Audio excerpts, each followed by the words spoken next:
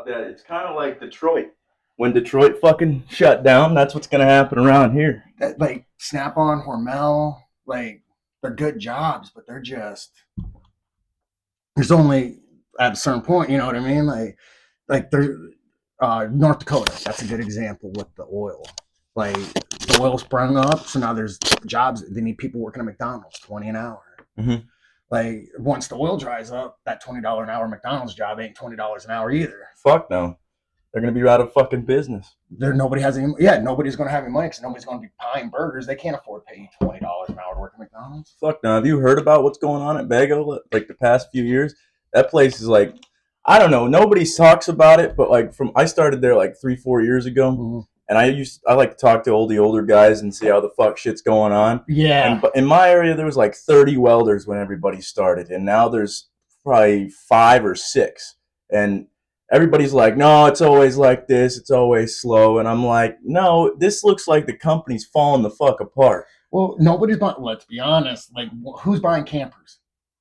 Like me and you, if we go, let's say we want to go somewhere, are we going to take a camper and travel there? Or are we just going to get an Airbnb? That's true. Or a hotel. You drive your own whip or take a plane. Well, let's say we want a cat. You're recording right now? Yeah. Oh, I figured. So, like, let's say we do a cab. Like, we're going camping. We're going to just Airbnb a cabin. Mm-hmm. Or somebody else. I'm sure there's Airbnb on campers right now, bro. Yeah. Like, let's be honest. Like, that would be a good idea. I didn't even consider that. Like, let's say you got a cabin, or like you can fit 8 people in there, and you just Airbnb each room. Like, that's true.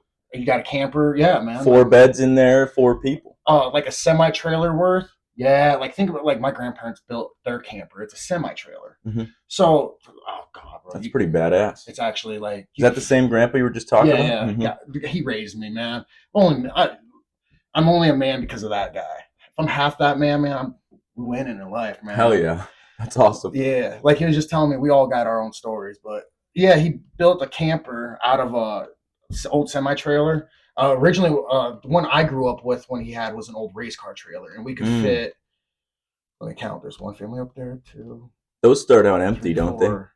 A race car trailer, just for cars and shit. Yeah. Mm-hmm. So we could put up. He could put his boat up in there and then drive down the interstate with the boat. Oh shit! Yeah, we're talking like this man thought this through. The bed's flipped up out of the way. Yeah, that's badass. Sink all that shit. Yeah, he's very he thinks ahead. Like he don't want to deal with the bullshit later, man. Yeah, that's. If I can do the work now, why would I deal with the bullshit later? Yeah. Like, yeah. Is that how you kind of developed that mindset? Yeah, like I pack my clothes now early, everything, man. I don't want to deal with it later. Mm-hmm. It helps so much. Just fucking doing like you cook dinner, you do the dishes that after you're done eating, or you got laundry, fold that shit. Do it all right now. I have clothes. I have my gym bag packed for tomorrow and tonight. I have clothes out for tomorrow. I teach my nephew when he gets home from school, we're going to get your pajamas out and your clothes out for tomorrow. Mornings are so much easier with a 5-year-old boy at 6 a.m. if you just have his clothes out, guys. Just put the clothes out because nobody's functioning in the morning. Mm-hmm. We're grown adults and we don't function until we have our coffee. How is a 5-year-old going to do it? He's only got 5 years worth of life experience. We got 30 and we're not able to do it. Well, like that's just my view on it. Like we got to start remembering like kids are kids. Yeah, a lot of people don't think about it like that. I'm lucky enough. The drug addiction kind of took away all the memory. Like yesterday for me. Yeah, so like kid, like you gotta, just treat that kid as a kid. Remember that if it's a job, if being alive is a job, he's only got 5 years on the job experience. You got 30 years on the job experience. He's learned. He's not sure. Yeah, like, you've tried psychedelics, right? Yeah. So. You remember how they make you feel like your senses are heightened, all that shit? Yeah, and they change them. Like you see what you smell. Synesthesia. Yep. Yeah. So I've read. So I should say when I first started doing them, I would hang out with my nieces all the time, and I would take them to the park. I would take them out into the woods and stuff, and it made me realize that like we were on the same level. And then I read in a book later on that. The kids are basically tripping all the time. They don't have any filters on their brain. Everything's just open. You know what I'm saying? And I feel like a lot of people like to look at it as kids are drunk most of the time rather than like on psychedelics because most people don't have. I like the way you just said that because society, no matter what we are, whatever your culture is, we're going to say is your society. Your cultural view on life completely puts a veil over your eyes. We are in a Western culture with Judeo-Christian values. So, I mean, we are automatically always going to go towards what the Bible says. I'm not Christian by no means. All my friends will tell you right now, I worship Odin and Thor. Like, it is a big deal. Norse gods. Yeah. Hell yeah. But, like, I'm in recovery, and I have seen the miracle of Christ, and I have seen the miracle of Allah, and I've seen somebody worship a doorknob. Mm-hmm. But I know I live in America where my values are very Christian. Like, I can understand it. Like, that's where everybody that I hang out with, our values are that way. You start looking towards like Eastern Asia, just the way they value life is completely different. Because let's say the honor system, like Japanese people look at honor and everything like that as they are very more on the society level than we are. Like they believe it as they believe they're one cell in the organism, while we believe we are just one. Yes, actually, I don't remember what it's called. Actually, I don't know. Anybody that knows, I'm rambling, but yeah, I think that's why I'm saying, like, for kids, like eventually they grow up to that point where, like, yeah, they're going to develop that view. Yes. Like, you look at any parent, everything's a learned thing almost. Like, I believe there's DNA memory, but everything's a learned thing. Like, yeah. You learn hate, you learn love, you learn all that. I don't know what the fuck it is, but like China has this word for if like they look at the earth as a whole organism. They don't look at it as I've heard what you're talking about. Yeah, I know what you're talking about. They have if more people did look at it as we're one cell in an organism, yes, we're alive and we're our own thing. But like we depend on it. We depend on we're social beings completely. Yeah, and that's why the worst thing somebody can do to another person in prison is lock them in solitary. That's a big point. Like that, the hardest thing about so prison in Iowa is easy, man. We get let's put it this way: you can have in certain prisons, you can have video games in your bunk. Really? My actual day-to-day activity when I was in prison this last time, I literally woke up every morning. I went to work because I worked in laundry. I would get done working. I would lift weights until 9 o'clock. From basically 6:30, 7 o'clock till 9 o'clock. I would have count from when count was done, 9:30 to noon, 1 o'clock.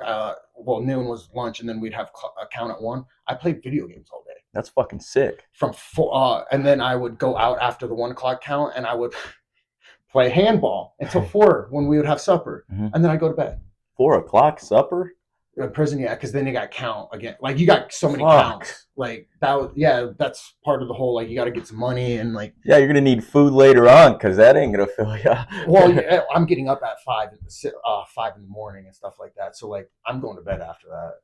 The only reason why I got fat in prison is because all they feed you is carbs, bro. Like so was bread. That picture you sent me? How long ago was that? Was it the one in blue shirt, or was it? You just didn't have a shirt on in the mirror. Oh, that was right when I'd split up with my ex. That was COVID. Shit. So I was dating. My first year of sobriety was I was dating this one girl. Completely codependent, getting off drugs. I'm not focusing on this big titty Latina, man. Like, you can't really. You got to focus on yourself completely. Dude, that's thing. I was not okay with myself. I had titties. I had not taken a shirt off to go swimming until I was a grown ass adult and high. I hadn't had sex without a shirt on until I was a grown man. I had just felt very self-conscious about my body. And that was right then. I decided I'm going to take a picture with my shirt off. I posted it. And then during COVID, I was given my kid, and I got a little bit bigger during that time too, man. What was your biggest, you think? I weighed 300 pounds at 5'2". Shoo, that's a big fucking weight. I was locked up when I was 13 years old, and I ate a bunch of fucking mini tacos were every third Friday. Wait, and you went in at 13? When I was 13 years old, I got sent to a boys and girls home because I was fighting and cutting myself. And I refused to take my psych meds because I was getting fat. And where were you cutting? Like on your arm? On my arm. I got scar on my hand and stuff. My buddy that lives here with me, he's got deep cuts in his legs. Like this is part of the whole fighting thing. Like I enjoy the running, got into it. Like I'll run, let's say something really traumatic was to happen right now. I get a phone call, just got forbid it's something crazy. I'm going to go outside and I'm going to run until I vomit. That's my new self-harm. It is not a good way to do anything. No. You shouldn't be doing that. No. Nobody, but it is way better than doing drugs, and it is way better than cutting yourself. Exactly. I'm a self harmer. Like I was the emo phase. I had that emo phase that was in all black, listening to crying music, that kind of a thing. Hell yeah. Yeah, it was weird, man. I look back and I just really I was like a different person, huh? Cringe, man. How far can you run, you think? Like My without longest stopping? run? Yeah. Oh, I did. I can do over 10 miles. Really? That's That's crazy. I will put my phone out like this and I start running. So what would happen? With it in your hand? Yeah, I get bored, man. So I get that. So I would start Mason City on West Park. I would take that and I would run up to, I believe it's Northside Liquor. Take that little weird diagonal road and just go straight out towards, I believe it's the high school, because there's like storage containers and stuff. You're kind of outside town and stuff. Head south on that road back from past the high school. I would come back into on the main roads there or whatever, and then I would shoot straight south until I'm on the far side of South Federal, almost out of town. Holy shit. Come over until I could go over to the Big Blue and Little Blue or whatever, and then I'd run up, and then my sober house was over by the mall. So I would then from there I'd just walk home, smoke cigarettes on the way home. So how the hell did you have so much discipline? There's no discipline. It's addiction, and you think it's all addiction? You just fell in love with it immediately? How far are you willing to go to get high today? How far are you willing to chase it? Literally, I did so much terrible things to get high. I remember and I mean just terrible, as in walking 10 miles and fucking blizzard, a hoodie and just that's crazy to get some drugs and then go home. And so it's another 10 miles. So that's 20-mile walk in the blizzard. Why can't I go run in the summertime for 10 miles? Yeah. I don't grasp that. I just never understood. If you're any addict, you're so willing to do anything to get high, man. You're willing, if you're a woman, we're just gonna say it. You're willing to do some sexual favors to get high. So if that's what you're willing to do, some men they'll suck a fucking wiener for some weird shit. Man, love and meth, man. They're gonna make you suck dick. So if that's the case, why couldn't you, as a woman, do that to have a better job? I mean, I hate saying it, but if you're willing, why can't you do that to get into college? As a guy, you've robbed people. Why can't you rob somebody to support your damn child? Yeah, that's a good fucking point. You went a lot deeper down the rabbit hole than I did, dude. I mean, bro, I am the high guy that was underneath the bridge. Really? Homie, so the reason why I ended up in drug court in Fort Dodge is I got so high on Xanax, gabapentin, and just everything, man. I ended up drinking Everclear. It was. Shit. While you were on Xanax? Yeah, I used to mix Xanax and alcohol a lot. God damn. So that's the quickest way to die. The most I ever did at one time was 30 milligrams with a bucket of margaritas. I fell asleep in my work bathroom. They woke me up and they're like, "Hey, you can't do this." Yeah, they just sent me home. I came back to work the following day. It was bad. Enabling was not what they were doing because they did give me help. The foster brothers we've talked about in our messages was his mom was getting me into sobriety. That's why they're my foster parent. She's my foster mom. I was 17. My mom's stepdad, my mom's boyfriend kicked me out. Wayne was he was a real winner. So all my stepdads were real winners. You don't breed this kind of addiction or whatever, with normal. No. I already had the addiction gene, but then we threw in a little bit of trailer trash. So how did you grow up then? By this, obviously we're on the same page. You don't get this way without having some fucked up shit happen. But so I was born in Denison to immigrant father, and you said he was Mexican? Yeah, my dad's Mexican. He's from Mexico. He came here when he was younger. He met my mom, I believe, in Sioux City. I'm gonna be honest, the whole actual that kind of stuff's fuzzy, and I don't believe my mom. So my mom always told me my dad chose not to come around. I've been told it was because my mom said not to come around.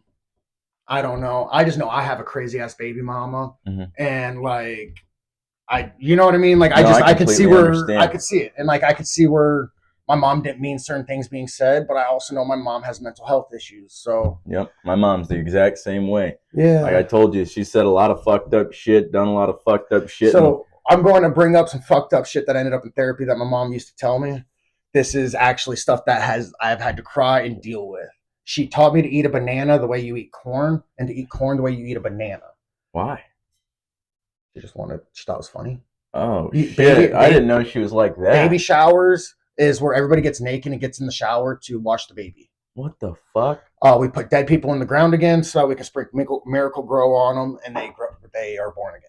So she was actively trying to fuck you up. It was weird, not man. necessarily trying to fuck you up, but saying this to a child. Yeah, like I ended up having like a whole like parent spiritual moment when my son asked me, why is there cemeteries? And when we were walking by one, I was like, oh, I gotta fix something right now. Like I finally get a like, because we put that. Just tell him the same thing your mom told me. It went through my mind. It's not even.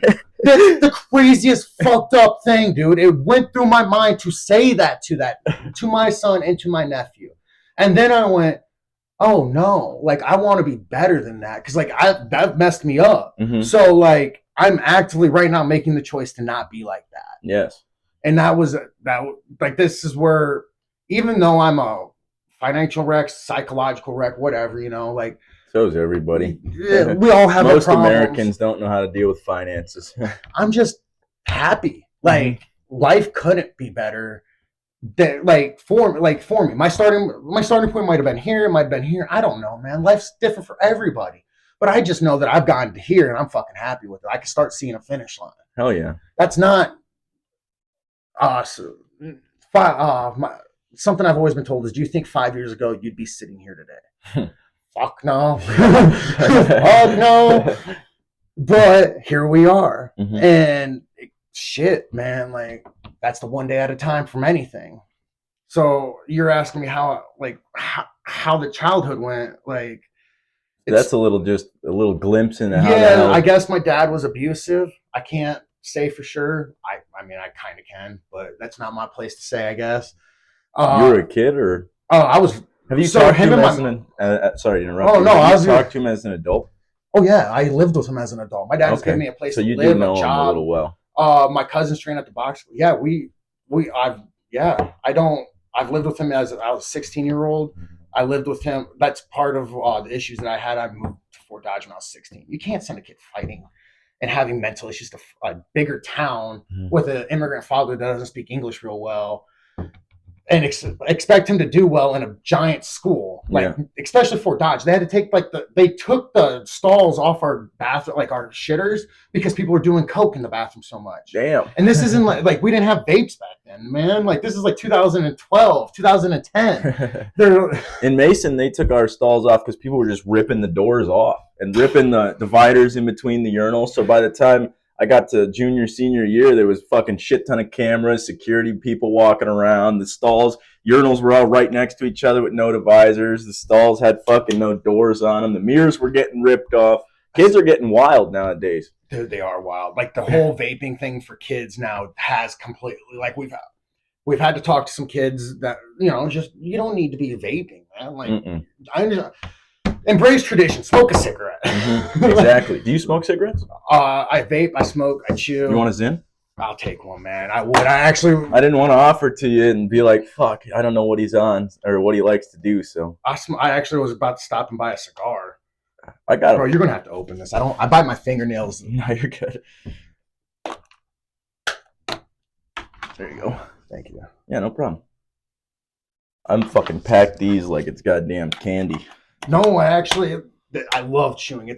That is actually the habit I'll never. I can kind of give up smoking. I'll smoke weed. I can feel that habit with the smoking weed. A lot of it is the act of rolling. I'm a very I fidget a lot. If you haven't noticed already, like I'm bouncy. I'm just. Me too, bro. Don't worry. I'm fucking moving my legs down here. Yeah, like shit. This is how. It also helps. There's nothing wrong with talking with your hands, doing stuff like. There's also I'm going to tell a story real quick. My sister dropped out of school because she couldn't handle the bus. She's autistic. Well, all right. I'm pretty sure I am here too. That's what I think too for myself. But just put headphones on and read. Like we have everything at our disposal with a phone, fidget spinners to do what we need to do to fidget or whatever through. It's just like normal things. We live in a beautiful society like that. Yeah.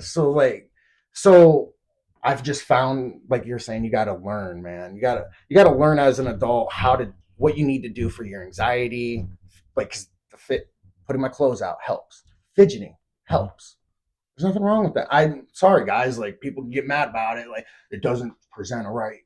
That's what I was about to say. Is I think that's why I was put on medication at such a young age, because I would fucking run around the school and fidget, and I wouldn't like to sit in the chair and listen to these boring ass people talk. And that's what we're taught, is that you can't. You just have to sit here, fucking stiff as a fucking brick, and you can't do shit. And if you fidgeting or anything, then you're looked at as a weird kid or something like that. Sit. Yeah, you gotta sit. They just want perfect factory workers. That's all they want, is to build a great factory worker. Exactly. And anytime you really okay, so when I was in school, I was told that basically the social media, Facebook, being on the internet was not going to get me anywhere. We're literally doing an internet podcast right now, and I got a fight coming up because I talk a lot of crap online.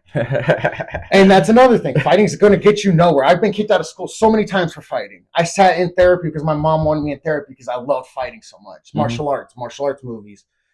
Andy, why does everything got to be a fight? Because I love it. Yeah. Like I love the science. I love the art of it. There is nothing more expressive than when you get to fight somebody or spar with somebody, and when you punch them, you get to tell, do they run away? Do they come at you? How are they coming at you? Are they trying to set it up and analyze you and think about it? Or are they going to brute force, like just beat you down because and then it's also, after you do that, you meet them like as a person, like you get to talk to them and sit and is that how they are outside of there too, though? Because that's what I was wondering. I don't mean to interrupt you again, but that's what I was kind of wondering, because the way you guys were, like, the opponents would interact with each other when we were doing those interviews, is like it seemed like you guys don't talk to each other very much, or like it was kind of weird. Like, and one of them, especially the Featherston versus whatever the fuck fight, they were like fucking going at. So were they an amateur? Yeah. Okay, so this is where both of them weren't really training much. They fucking just started. You asked me about how the interview, like, is this like a newer thing?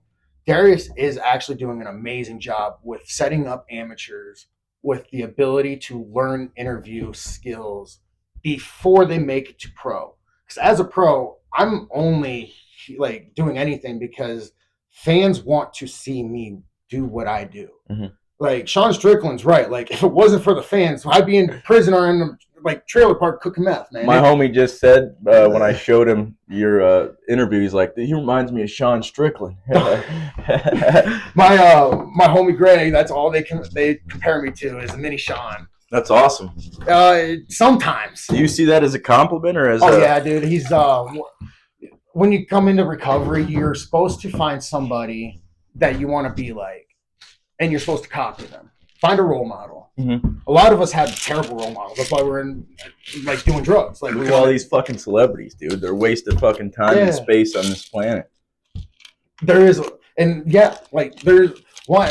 I'm not trying to diss on Kim Kardashian or anything like that, but I don't need to read about Kim Kardashian's life. But then here I am reading about Matt Brown's drug addiction, and so there is, and so I understand, there is some of that, but what also are we contributing to the point? Contributing. I just think we should be contributing something. See, but even Kim Kardashian, she has a lot of good business skills, and she's very smart in what she does. But then there's people. Well, she made herself the entire product. Yeah, that's a good fucking point. That's smart. She is the product. You have if you want her to even just sit on your couch, you have to pay her. You actually kind of did the same thing, because your body, your physical body, is your product. I consider myself a prostitute. 100%. That is the word I use for it. We are male prostitutes. I mean, that's what fighting is. Yeah, we are. No, we are. We are somebody that is an outcast in society, that we found our niche and it's not a clean niche. We don't frown on sex work as we used to, OnlyFans, all that kind of stuff. We see it as a legitimate job, but there is that stain that society looks at it with, how do I want to word it? It is still it is tainted still. There's it. Well, let me ask you a question. Would you marry an OnlyFans model? bro, I used to smoke meth. I don't Oh, care yeah. about that. So Yeah, that's like, a good point. See, I asked my homie that, and he's like, hell no. No, And I wouldn't either, but it's a red flag. yeah, that's a good fucking point.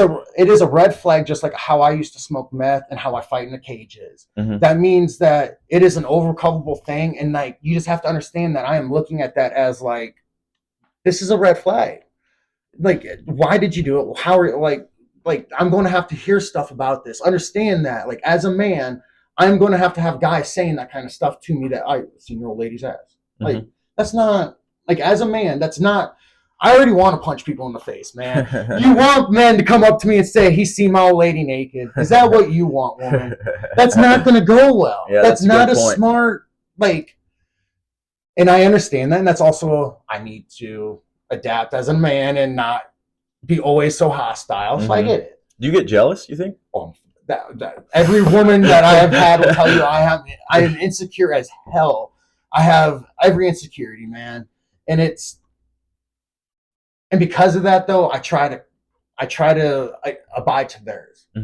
Everybody has their insecurities. Yep. So mine have actually gotten better. So all of my exes, I'm sorry, y'all. I'm really sorry. I am with somebody, and like, I'm pretty sure she could tell you that it ain't crazy. That's why yeah. So I try to help their insecurities. Let's say I'm going to go to the bar. Girls do sometimes try to come on to me. That's a weird new thing to me. It is an extremely so it is. Some of my friends have watched that kind of stuff happen, and it is a very awkward thing to me. I still stutter sometimes when it happens. I get sweaty. Bro, I get so nervous around women still. I'm like, it's a girl. It's part of being a fat nerd, dude. You're like, ah. I'm just happy to be in the game, coach. I'm just happy to be here. Exactly. You want a massage? Oh, yeah. Hold on, just take the shirt off. Take it. Okay, I'm touching a girl. I'm touching a girl. I'm touching a lady right now. And boys never really do develop. Y'all know we're still boys. So whatever that boy was, or that man was like as a teen boy, is how he's going to be. And like I've watched my mom's friends. I'm pretty sure we're cheating. I've watched some of that, and like that pretty much led me to hey, like that's what women are going to do. But like then I also got to being an adult, and I realized just people do what people do. Like that's that individual person. Did you kind of resent women after that? So. I already told you I was going to bring it up. That didn't make me resent. I was still raised by a single mom. It was when I turned 18 and I got accused of sexual assault. Yes. That was. I just want to say before we go on this one, I made sure it was okay with my family. My sister was sexually assaulted when I was younger, and that made me think every fucking man did it. If she said it, he did it.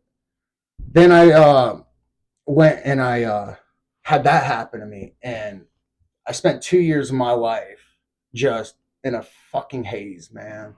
Like the only reason why I'm free is because this woman named Lisa, who was my attorney's secretary, she made it a personal goal that like I wasn't going to go to prison for something I didn't do, because I'm also not going to fucking say I did something I didn't do. Exactly. Like that ain't happening. You're already fucking using all these drugs, doing all this shit. If you fucking did something like that, what's your point of fucking saying? I hadn't even started using when they said that had happened. Really? I started using after that had happened. How old were you when you started using? I was 18. How old are you now? I'm 30. I'm 30, and so this is what's up, y'all. So 2013, that New Year's, that was when I was accused.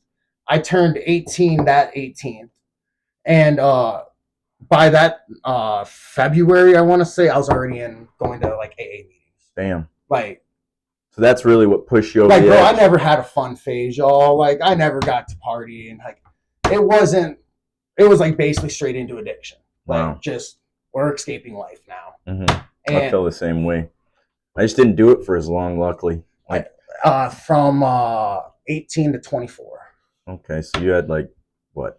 6, 7 years? Yeah, because there's that NoFX song. I spent 6 years on dope, and like that is one of my favorite songs, man. There's actually when I was in 8th grade, there was a chick I was dating that was in 7th grade, and we were hanging out over the summer. We were chopping it up, all this shit. And I go in to reach into her leg and shit, and I start rubbing on some shit, and everything's good. It acts like it's normal. She goes downstairs to talk to my brother. I go down there because she's down there a second. Then we come back upstairs. Everything's still fine. She goes home and texts me saying I raped her, doing all this shit, dude. I don't know how, but as a 13-year-old, I'm like, holy shit. I don't know what the fuck to do about this. And then I spent another few, I don't know how long it was, a few months probably, and freshman year of high school dating her again because I'd felt like I fucked this up so bad, and she was the one that got away. And then when during freshman year, I was so scared to like touch her and all that shit because I don't want to be accused of that shit again. And she ended up like sleeping with like 5, 6 other dudes. And then what really fucking cut it off for me was she comes up to me. I hadn't lost my virginity to this chick, so she comes up to me and she's like, "If I had gotten pregnant, would you raise the kid?" And I'm like, "Hold on, we have never had sex." Hold on. Stories like that I have heard enough because I'm very open about mine. I have now heard from many men that that's women. Please, women, just understand that there is other women out there doing this to men. There's a reason why men are sitting here saying this stuff. That's all I want out of these kind of things is just enough people to realize, like, hey, like some people didn't do it. There's crazy as much men that are crazy. We don't want to accept them. Like us guys want to go lynch. There is that.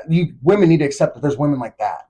Humans are humans, and we are products of whatever the fuck fucked us up, man. Exactly. And I don't hate that girl at all. I have no actual bad feelings towards her, like at all. That shows growth that you can let that go. I can't, man. Like, not even like I don't want to say it's because I tried or anything. It's just hating somebody from something from like that, especially for the age and like I just can't. How old was she? I think she was like she was 14, something like that. Whoa! So you were 18, she was 14? 17. Okay. And then never had sex or anything like that. Me and my buddy were drinking for New Year's. She did actually. We called him having a threesome. That was something that didn't get a good set in court because you can't talk about a victim's past sexual experience, even though that happened that night. Like we couldn't bring that up in the course of that probably looked better on you in the courtroom if you're like, hey, this chick just had a threesome. Well, the thing that looked really good is that she told her friend in a text message that it never happened. And wow. So they got her text messages and shit? Homegirl, Sierra, you're a real one.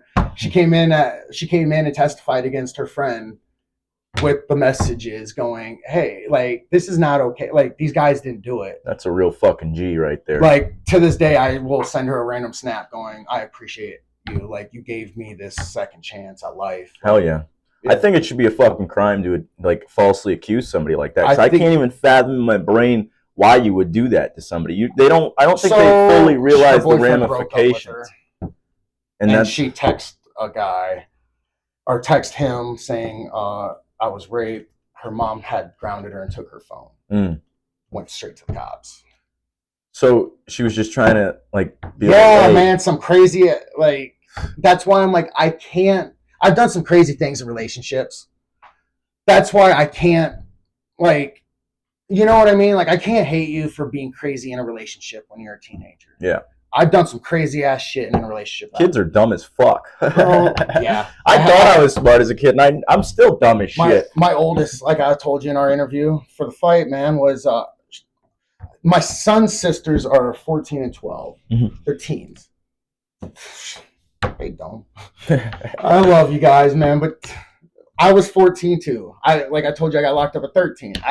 You all being dumb. Like there's a reason why me and the other adults in your life are trying to tell you to do things in a certain way. Just listen. I think that's why it's so important to live by example because they don't fucking listen.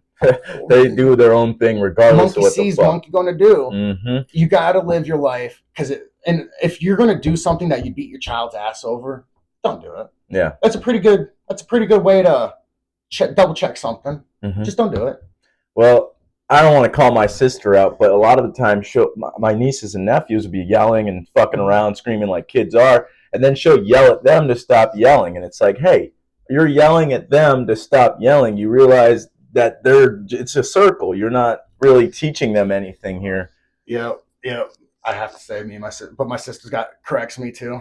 Because I got a temper. She corrects me too, but she a lot of times, I think she should be doing a little more. I think, but yeah, like that one was But she's also the one I stay. Me and my sister share an apartment down in Dodge, and she's the one person that really didn't give up on me through that addiction. And like when I was getting clean, like a lot of people were like, "Why are you giving him a chance? Why are you letting him be around nephew?" Fuck, man, my nephew needs somebody, you know. Like, yeah, his dad's out wanting to go and use it now. Like, come on, man, you gotta. If I can get clean, you can get clean, Manny. So, like, how old's your nephew? He's 5. Hell yeah, I think you told me that. Yeah, my niece, my oldest niece, just hit 11, and like you said, they were 14, and they're doing all this stupid shit. Especially when they get to those puberty years, they think they're so goddamn smart. They think they know what they're doing, but they fucking say and do some of the dumbest fucking shit. And I remember being that age doing the same fucking thing. I had to call my grandfather, and I just go, "You need to talk to him." And I vividly remember my mom doing these. You need to just talk, or bring him. Like, I thought we were going to get groceries. Mm-hmm. Why are we at Grandpa's farm? She just dropped me off. Oh yeah, like I would think I got away with something. We'd be up in Minnesota fishing on a boat. All of a sudden, I'm getting asked questions. Oh shit! There's nowhere to run. I can't just storm off. Here we are. Yeah. That's how it was with my dad. You think that you're like, oh, I'm fucking smartest guy out here. Nobody knows what I'm doing. Your dad comes up, or whoever comes up to you, and they're like, hey, what the hell's going on here? And you're like, fuck, how do you even know that? I can't even. Like the cops are talking to me, and they haven't even left yet. My grandfather's already at home knowing. But what happened, y'all? That's fucking nuts. But now, as an adult, I'm starting to get it too. Like, people know who your kids are. People care about your kids, and they're going to let you know. Yes. How old's your son? He's 7. Okay. You said you have 2 kids? No, I just have I have my son, and then he has his 2 sisters that his mom had when we got together. Okay. Interesting. So how often do you see him? Right now, not. We had a big fight because just a fight, man. Like with her, it seems like a lot of stuff's a fight. It really does. I just not the best father financially. Financial wreck. Pay my child support best I can, but like sometimes we'll be fighting about money, and then fighting about money becomes fighting about I'm a junkie, and I'm not gonna be the punching bag I used to be. That's just not happening. Like, at least let me be the father that can teach my son how to handle like being a man.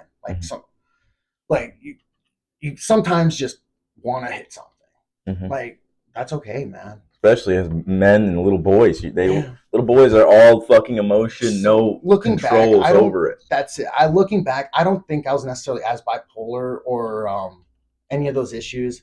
I had people calling me. Why are you calling me? That's how I feel during practice. Like, shut the fuck up. There's no reason to call me. There's no reason. Oh, I forgot where I was going now. We were talking about emotions and little boys, and there was no reason to put me on I was depressed. I had a lot of stuff going on in my life. I don't think I needed the medication. I don't think sometimes a boy just needs to go be a boy. They need to hit something. They need to break something, break an arm maybe. Like, maybe they need to have somebody beat them up. That sounds bad, but that is sometimes. Like, I got my ass kicked one time in school because I was talking a lot of smoke, and I thought I was hot shit. I was going through my head. I'm like, no, I got this. Like, I slept well last night. I'm good. I didn't know how to fucking fight at all. And then this dude, this scrappy little kid from the north side of Mason, and his mom's a gypsy and shit. He's been on the streets a lot longer than I have. He just fucking whooped my ass, dude. Dog in the fight, man. You just gotta let them learn how to control it. You hit me. We were talking about the Jordan Peterson stuff. Yep. You got to control that monster inside. You're not a good man just because you're harmless. Exactly. You're harmless. That's not being good. Just because you can't get women doesn't mean you're not a hoe. Mm-hmm. Like, doesn't. It means you just can't get women. Yeah, that's 100%. Like, I couldn't get women because I was fat. I got skinny, and all of a sudden, I had a little hoe phase. Mm-hmm. I shot my shots. It wasn't dang. Like, that's not me. Yeah, and then you realize, holy shit, this is all meaningless. I'm just fucking these weird biddies. Nothing's going down. I just feel like a fucking loser when you're basically prostituting yourself out for physical pleasure is what you're doing.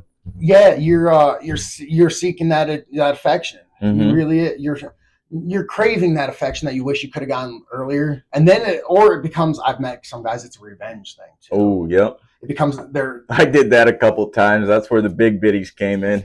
I was like, well, they're big now, and I used to be big, and they wouldn't fuck me when they were skinny. Here we fucking go. But I also like bigger girls too because they actually appreciate men as men. I also like. I don't know how to say it, but they always are looking at you as you, and a lot of bigger girls are just good people. Like they are, and they're pretty, like they are. Like I just don't like. Here's the thing: when we're talking about being big, we're talking about being healthy. Mm-hmm. We're talking about just being overweight or being. We're from Iowa. You might just be corn fed. Yep. Like that's just how it be. And there's nothing wrong. You don't need men don't want no stick. Mm-hmm. If I wanted to cuddle with a stick, I'd have stayed in prison, man. Exactly. So it's being unhealthy and being unhygienic or whatever it is that men just don't like. That's that. Mm-hmm. Like that's really what that comes down to. Yeah. See, I think with a lot of bigger women also, a lot of the skinnier or the pretty women nowadays, they have this complex, especially because there's a bunch of dudes hitting them up on social media everywhere. They think they're like this fucking diamond that nobody else can get to. And I think that the big women don't have that kind of mentality. What do you call that? Overestimating your self-worth or overestimating what you're bringing to the table in a relationship, I guess is a good way to put it, or something like that. Here's the thing. I kind of I'm realizing the girl I'm with, she makes me feel good about myself. She's like, you're a really good guy. She tells me all my qualities, and most of my qualities are because I was a big guy. Mm-hmm. I thought I needed to learn how to cook to get a woman. I did. I thought I had to learn how to speak to women. Mm-hmm. I thought I had to learn how to care about their needs in the bedroom or just relationship wise. You need to listen and communicate. I learned all these things from therapy from my grandfather. Just to be a decent human being, you got to communicate with your person. Yes. Whether it's your friend or if it's your significant other, you just got to communicate. I let some stuff get to me on Sunday, and I had to make some apologies because I just didn't communicate correctly. I'm a very bad communicator. Mm-hmm. I did a lot of that after this chick I was telling you about broke up with me. I couldn't please her fucking in any way, shape, or form. Physically, mentally, spiritually, I was not pleasing this woman. And after that, I'm like, okay, I need to take a deep dive. I started listening to female podcasters. I started reading a lot more shit about women, learning about them, because I'm like, and a lot of men, I don't think about that. Especially in the bedroom, once they get their nut off, they're like, "Whoa, go to bed." It's like, no. Most people don't understand it when I say it, but I'm like, I want to make sure the woman's pleased first before I even fucking do anything for myself now. I just appreciate being here. I'm gonna do my job. You're like, oh, there's a woman in my room. Holy shit. I'm gonna do my job. I might not be into it, but my tongue works, and I'm pretty sure you got some double D batteries double A batteries in there. It's just you gotta give and take. You can't just take. Yes. A lot of people in this society just want to take and take and take, and I did so much of that in addiction, man. That I'm still guilty of it to this day. This is where you got to constantly be self-aware on yourself that you're taking, and you got to give back a little. Mm-hmm. My biggest thing is I just want to leave this world better than I found it, because man, I took so much from it. Exactly. We were talking about mental issues and stuff, and how you thought that you didn't necessarily need those pills and stuff. Yeah. And I felt the same way. I think that as a kid, you just need, like, you don't need all these substances and shit. You just need to be given, like, okay, physical activity, mental activities, fucking just keep these kids busy and keep teaching them skills and how to live throughout life. But instead, they just dope them up. And, like, we both were doped up, and they're like, oh, shit the fuck down and shut up. Have you ever seen Accepted? No. So Accepted is this movie about college where this guy creates his own college called South Harmon Institute of Technology. They are the shitheads. Mm-hmm. It is a fake college to show his family that he got into college and stuff like this. It's just a bunch of BS. But they end up like creating this like fake college where kids learn only what they want to learn. Like they have like this board where they write down on it what they want to learn. And it's just meditating 101. Mm-hmm. Kids need, not every kid is going to be book smart. I mean, a lot of kids that just aren't book smart. I call it physically smart. Their body moves through the space very well. Mm-hmm. Like my nephew at 5 years old, he can jump. I swear to God, it freaks me out, man. He jumps off the jungle gym at the highest point, rolls out of it, running. Fine. That's fucking sick. Crazy. Crazy. I can't do that at 30. Crazy. And like, he's very good at communicating with other kids and being nice. Coming to reading and counting, it's kind of harder to get him. He can do it. It's just kind of harder. Mm-hmm. I've met other kids I'm very good with books. I can remember stuff, read stuff really fast. I was good at math. Social interaction was hard for me. Mm-hmm. I do think that high school helped with a little bit of like teaching people how to do it. But I think schools need to cater to developing the individual rather than trying to make you conform. Mm-hmm. Like, we have finally made it to the point where conforming isn't necessarily the best thing here. Yes. Everybody that's truly succeeding in this world, at least right now, is a little odd. Mm-hmm. They found their path. Yeah, Robert Kennedy. Yep. He's a little weird, but he is succeeding with his health initiatives. Yes. Donald Trump is very politically incorrect. He's succeeding because we know he's not BSing us about what he's saying necessarily, because ain't nobody going to be lying. Like, you know what I mean? Like, that's not. I was in a middle class family. No, I mean, I take what he says racially with the way that I take what anybody older says. I'm a Hispanic guy that grew up in a farm town. I get it, man. I also understand that he's a businessman, so like he sees green a lot more than he sees skin color. Which in this country, that's kind of how you have to see at this point, because that's what a lot of people are worried about. Yeah, like, okay, yeah, I don't know if we're in an economic crisis necessarily. I mean, I'm always financially struggling, so but you know, it's just, I'd rather have, I don't know, I'd just rather have a businessman that I know is going to do businessman shit than a person that's lying for whatever that agenda is. You know what I mean? Because you know, like I can deal with corrupt man. You know, corrupt man trying to make some money. At least that's my view on that. But liars it's a completely different thing. What are we corrupt on there? Like I've always had this fear of people that are too squeaky clean. Yes. That's my personal thing. You can't trust any of those motherfuckers. What's in your closet? And I mean, that's not I'm sorry. You know, like that's not that's just I'm from Fort Dodge, man. Our angels are sinners, in my opinion. Mm-hmm. Like, that's just the way it is. Mm-hmm. We've seen the glow up of Jelly Roll, man. Like, some of the best angels are sinners. Yes. And a lot of people like that, like, you see it a lot in the older times with politicians and people on TV and stuff. They act like there's nothing going on, but those are usually the worst fucking people out there. They're fucking touching kids, Diddy's one of the examples. He's fucking touching kids and shit. Ellen, she's another one. The COVID thing really shed a light on people. Like, just in general there's more going on behind the scenes than what we were. Conspiracy theories are there for a reason, and I think we're starting to see more light on them. Mm-hmm. Like, are they true? I don't know, man. Some of these are kind of bonkers, in my opinion. But also, some of these bonkers ones, you know what I mean? Like, we're getting there.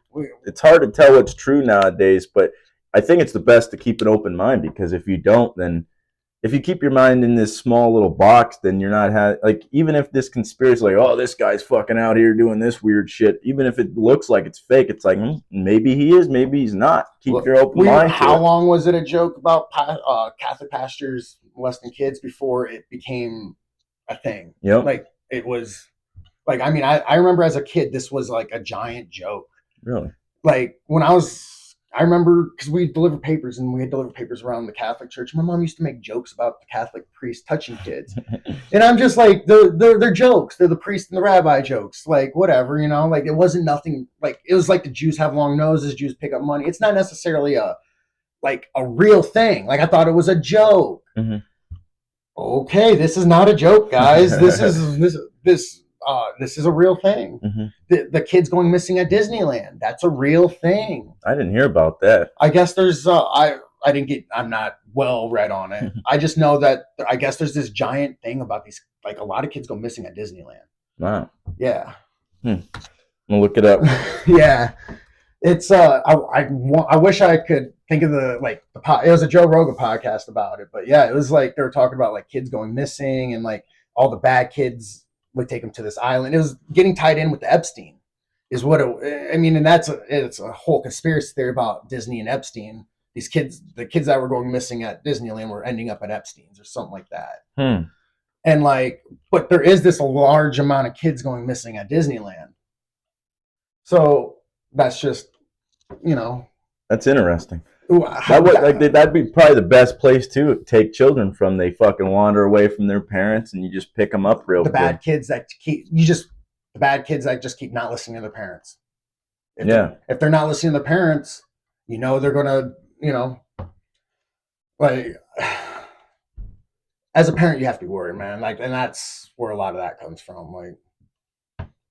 Like I just try to, you know, no. Just behave, kids. Not all sunshine and rainbows. No, life can't be.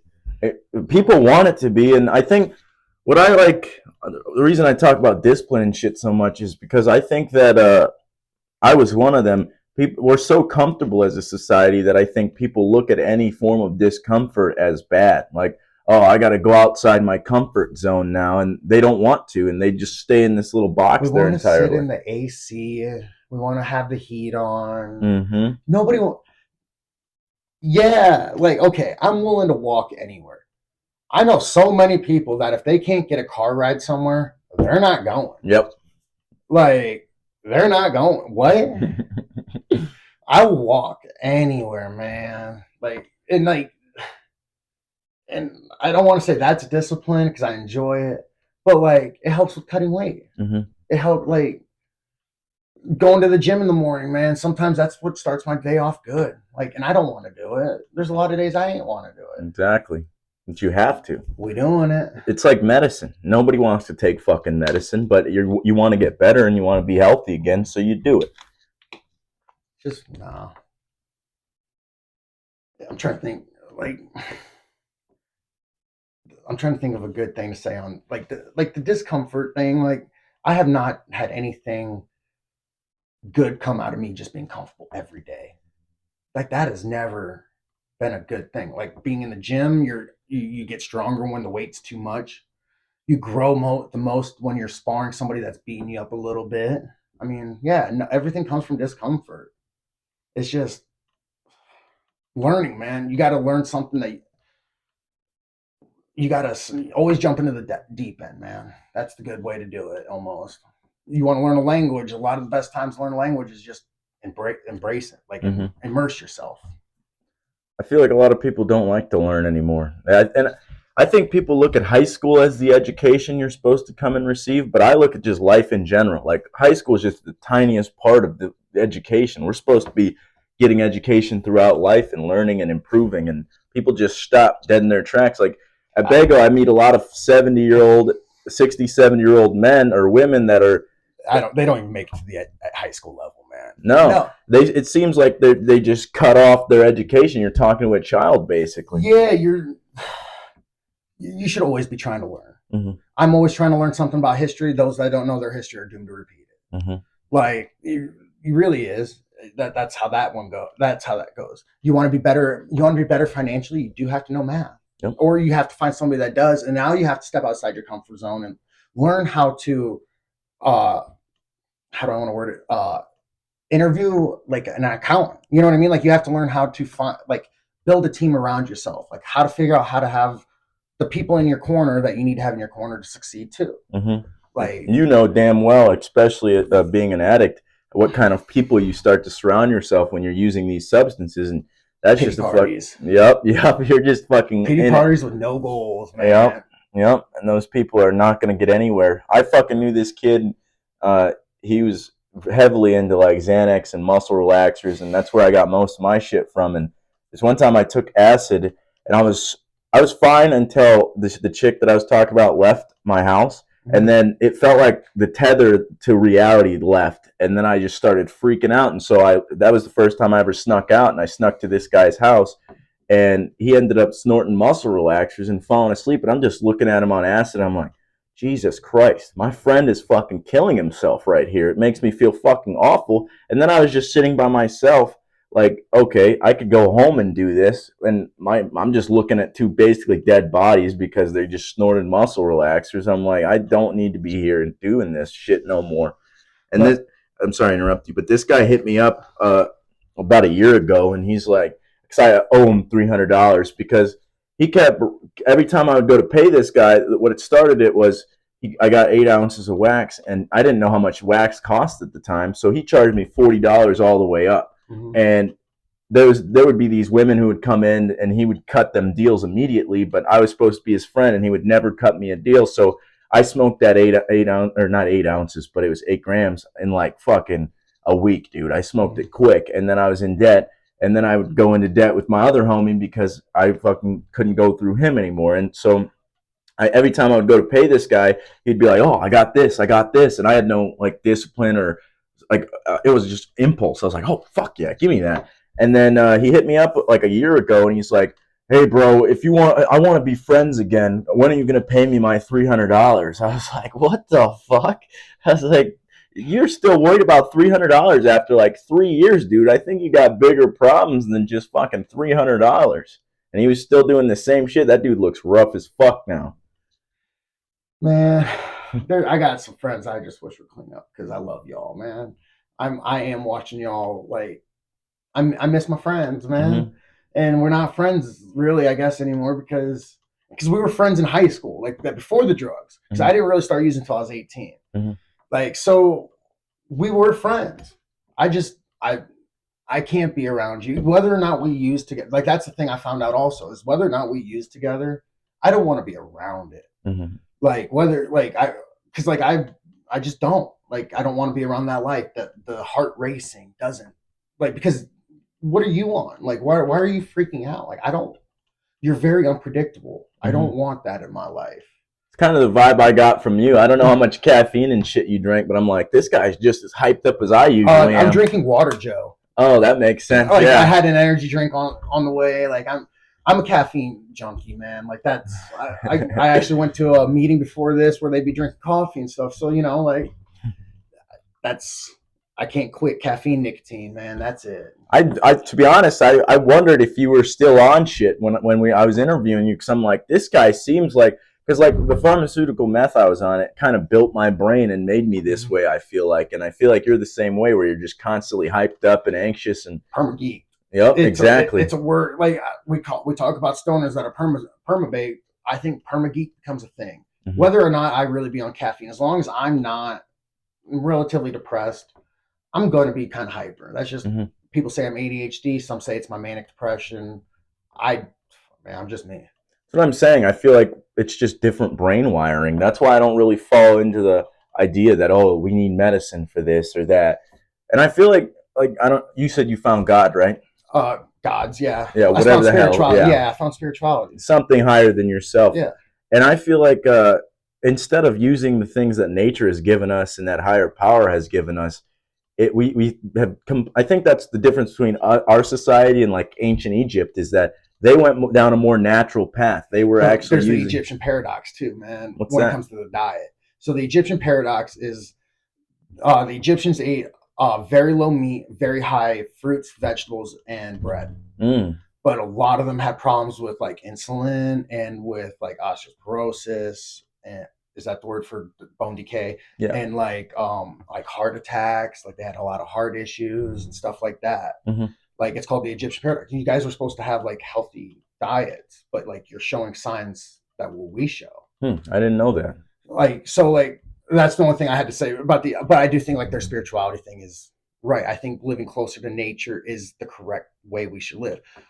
When people want to do like when people are trying to reset themselves, they go camping. Like Mm-hmm. they go out in the rain. You They return to the roots of what the fuck it yeah. means to be human. Yeah, like some of the most spiritual people I meet are some of the most primal people I meet too. Fighters, cooks, hunters, fishermen, farmers, people that rely on the primalness of the world are Mm-hmm. very spiritual. It's kind of what I've tried to get back into because I feel like that's why I told you when I first started taking mushrooms I would laugh about that we're still monkeys because I would I feel like we've gone so far from our nature. I'm like, holy shit, we're still fucking animals. I got it. I got it. Okay, so part of the reason why I decided to get clean in 2018, I ate so many morning glory seeds and then listened to the history of the human race. And for some reason, my brain got to this point where I started worshiping fire because fire is the only reason why we're different than monkeys. It's Mm-hmm. the most basic technology that humans have. Yes. And for some reason, man, my brain was wired that fire was God. Like the way people like you guys worship Jesus and God, like I was, and like then I kind of got to going.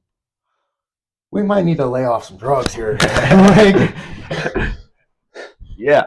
I completely agree though. It's kind of like it's just worshiping nature in general. You're like, oh, this is the first tool we ever utilize. And if you sit around a fire, it feels spiritual as fuck. You're like, holy shit, talking to people. It's kind of like the first podcast maybe space where you would sit around the fire at the end of the day with your fucking tribe and that's it. You would talk and go and over people what would happened. yeah, and people would also bring what was talked about too. Like yeah, like the all thing and the Germanic and also true. We call some of our stuff the thing when we get together.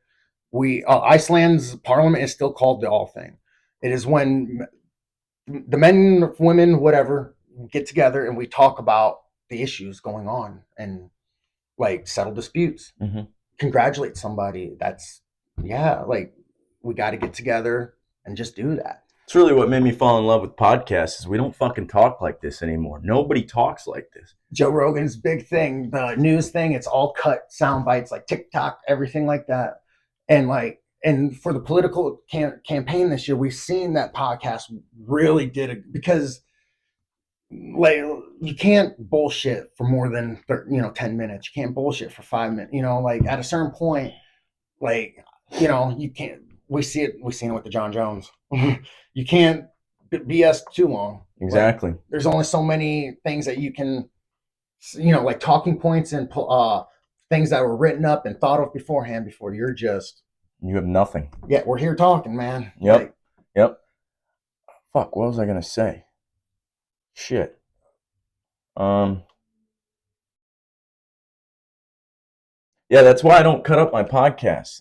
The only things I've edited in the past were like I used to edit like little YouTube videos. Me and my buddy were fucking around in fourth grade with it, but the podcasts I've never edited because I like them raw. Like even the like little clips of like of nothing like dead air.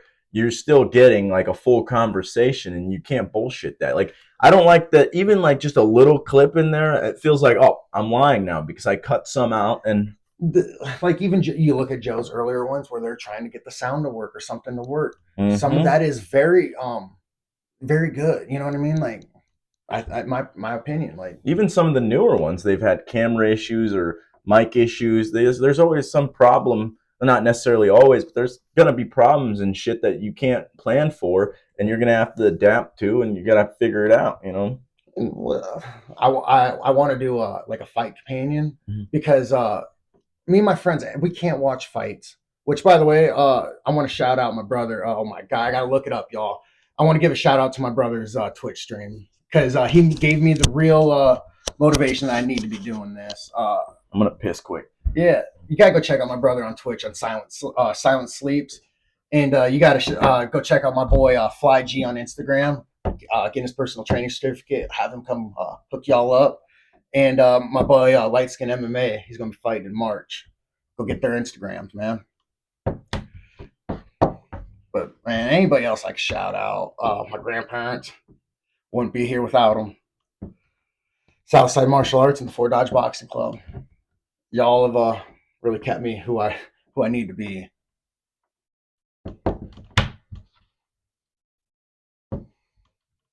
Oh God, anybody else? I'm sorry, y'all. I'm trying to think of I forgot, y'all. I'm sorry. Oh, Cody Ringsdorf. You ain't got nothing, man, but you deserve the shout out. Yeah, we're not even going an hour. How long you got? I really got all day. Bet. So I don't. I did. Normally, people when I get them on here, like they can't do that. Like I leave and they're like, "Fuck, what am I going to talk about?" You're just a natural talker, like I am. No, I don't know if I got things to say. I got apologies to make. I got like that's the thing, man. Like some of that, like shouting out my grandparents. I gotta give them the credit for being the man that I am. I can't say it. Like my Aunt Michelle, like she disconnected herself from me. She's a therapist, a psychologist, or I'm sorry, Aunt Michelle. I don't know what you really do. I really don't. I just know that you are very smart when it comes to how people think, and that's what you do for a job. But that's why I come to you with all my psychological. I understand you're my aunt. It's really hard for you to talk to me like a patient when I need, But like I wouldn't be who I am without them. Like it's just that real simple. Like my grandfather was the male role model. My mom and my mom and me are the only hell my grandma raised, in my opinion. And yeah, When you were going through like the depressive states and shit, did you ever blame other people for your like the way you were? Like, oh, I this blame my person. mom. I blame my mom so much. I blame my daddy. I blame the government. I blame everybody, Yep. man. The world owed me everything. That's what you meant by that earlier. You're like, I felt like I was owed. The world owes me. I was a pissed off teenager and the world owed me. And that's why I say I want to leave the world a better place. I owe the world, man. I'm sitting here talking about my life. I get a fight in a cage for other people's entertainment, even though it's what I love to do. And like I've been gifted. Like I people are always amazed that Fort Dodge is where I got clean. I owe Fort Dodge. I spray painted a bank and some cars in that town, and like that's the reason why I ended up in drug court, man. I did a bunch of dumb shit, and like I owe them. Like in my honest opinion, like you got to make amends, man. And my amends is to the world. Like I took too much from y'all. So you've been to actual AA classes and stuff? I've been to AA. I've done drug treatment through the prisons and through CFR and Prairie Ridge now because for some reason I flunked out of drug court. Yeah, this is where I get to shout out drug court. I wasn't high, guys. I just was working out. I took a lot of pre-workout. I tweak on caffeine, guys. I tweak out the bean is what I say. Yep. I wasn't high. Like I smoked some weed. I admit to that. I smoked some weed, but I never failed for weed because I can fake them. I'm going to tell you guys that now. I faked a couple, but I smoked weed during drug court. I didn't do meth. I didn't do any pills. Sorry, when I went to, they kept telling me because we had to do a trial to send me back to prison. They kept saying I got high. I didn't get high, man. Like so, when I got out of prison, Prairie Ridge, the probation required me to go to Prairie Ridge. I'm living in a sober house, and like shout out to the sober house and all y'all. We had our falling out, but that's part of me. But like I did that treatment. I lived in that sober house, and uh, big homie Tommy, man, you told me if you want to be a champion, you got to put the miles in, and like you just got to sort of treatment. Like being in treatment, you will see people that are trying to do good and people that are gaming the system, man. Yep. You'll see that in AA also. Okay. You see people that are, and I'm not talking about AA. I'm talking about like just recovery. That they are, I call it dry drunk, and I feel for them. I was that way. This is where you got to find your thing. This is my thing to all. You just find your thing, man. Do you feel like your thing was like the drug for the longest time? Like, dude, this is my thing. I know a lot about drugs, so yeah, that was my thing. I know. Psychonaut is the term I think that I would use. I believe in exploring consciousness, whether it be through I meditate. I believe in meditation. I believe in yoga. You can ask my friends. I'll be meditating in that sauna, man. Like I'm all about that stuff. That's part of why I got into spirituality. Like, you got to like, I don't know, consciousness is one reality. Like, what's inside of our head is its own reality. Like, my own reality. Yeah, because your perception's completely different from mine. You have a different world going on. Yeah, like how somebody just interacted with My me. bad. No, you're good. I looked out there. No, you're good. I mean, like, that's it. Your reality is different than my, like, that. Your perception, what you just seen out there. There's a thing in Buddhism where we are never the same person, instant to instant. We are not the same human being from instant to instant. And this was a blasphemous thing among, I believe his name was Saint August in the Catholic Church, where our soul is not the same because each passing second something has happened to us and it has changed our perspective on life. That's a good point. I've never heard that. So that's why I believe, like, people change. Human beings change. Like, there's no ifs, ands, or buts. Like, they do. A lot of people don't want to give people an opportunity to change. They automatically discard them as human. You know what I'm saying? Like, oh, you fucked up. I'm not talking to you no more. It's okay to hold something like that, I think. It's okay to not allow yourself to get screwed over again. That's fine. You learned a lesson and you're allowing that lesson to not allow it. But I do also think you should accept the you don't necessarily have to accept the apology, but acknowledge it. That's the word I want to use. You have to acknowledge that.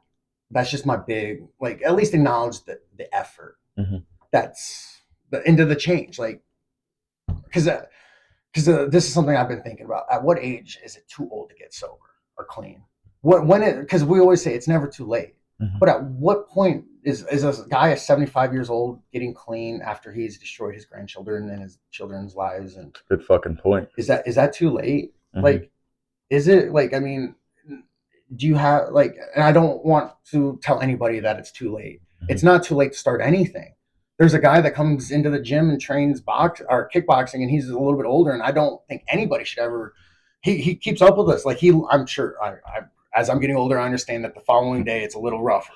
So I'm sure his mornings are a little rougher, but it's not too late because he's able to do some stuff in there that I see some younger kids not doing. Like, hey, like, it's not too late. Yeah. So I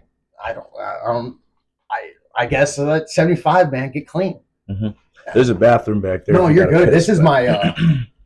I don't want to slouch. That's how I feel too. I'm trying not to slouch, but I'm also trying not to be jumping. I'm trying to relax and not be like bounce.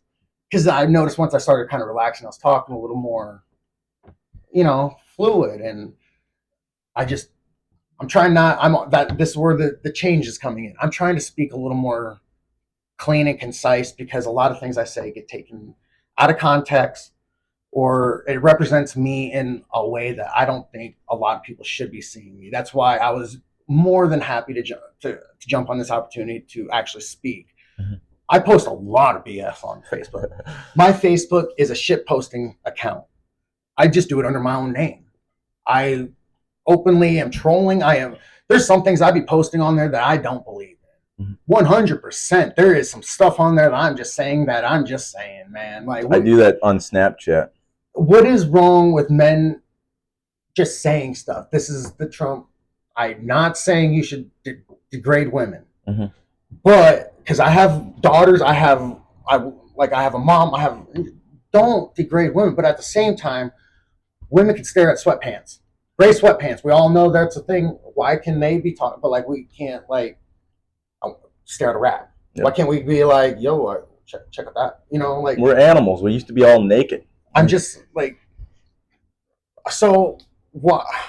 I'm going to talk in certain manners that I feel comfortable in talking and acting. And shitposting has given me a lot of followers on Facebook to the point where, like, I can represent my fighting. I am shitposting to help promote my fighting.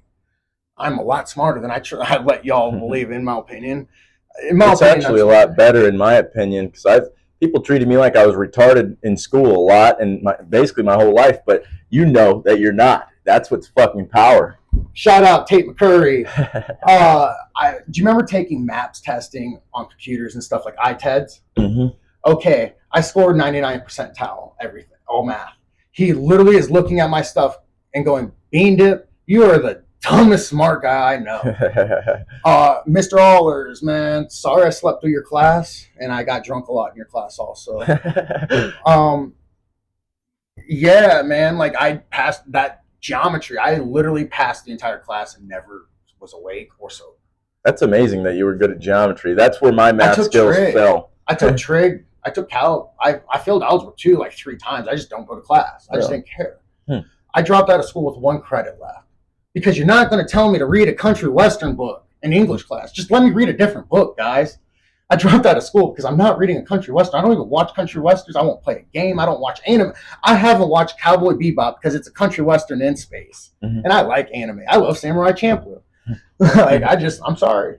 Your brain, my homie Chance that I live with, he talks about how that's why it's better for me and maybe you to have another person here when I'm doing them, because I do a lot of solo podcasts too. But the way my brain works is I'll skip around, this, that, and then people misrepresent you because you're talking, he said this, and it's like, no, I had a lot more. That's just my brain fucking jumped from this to this, and all this in between got cut out. As Donald Trump says, I'm a weave. Yeah, I'm a weave. Yeah, exactly. That's the best way I could have ever, when I heard that, I understand, because I need to give you background story on stuff sometimes, because I'm getting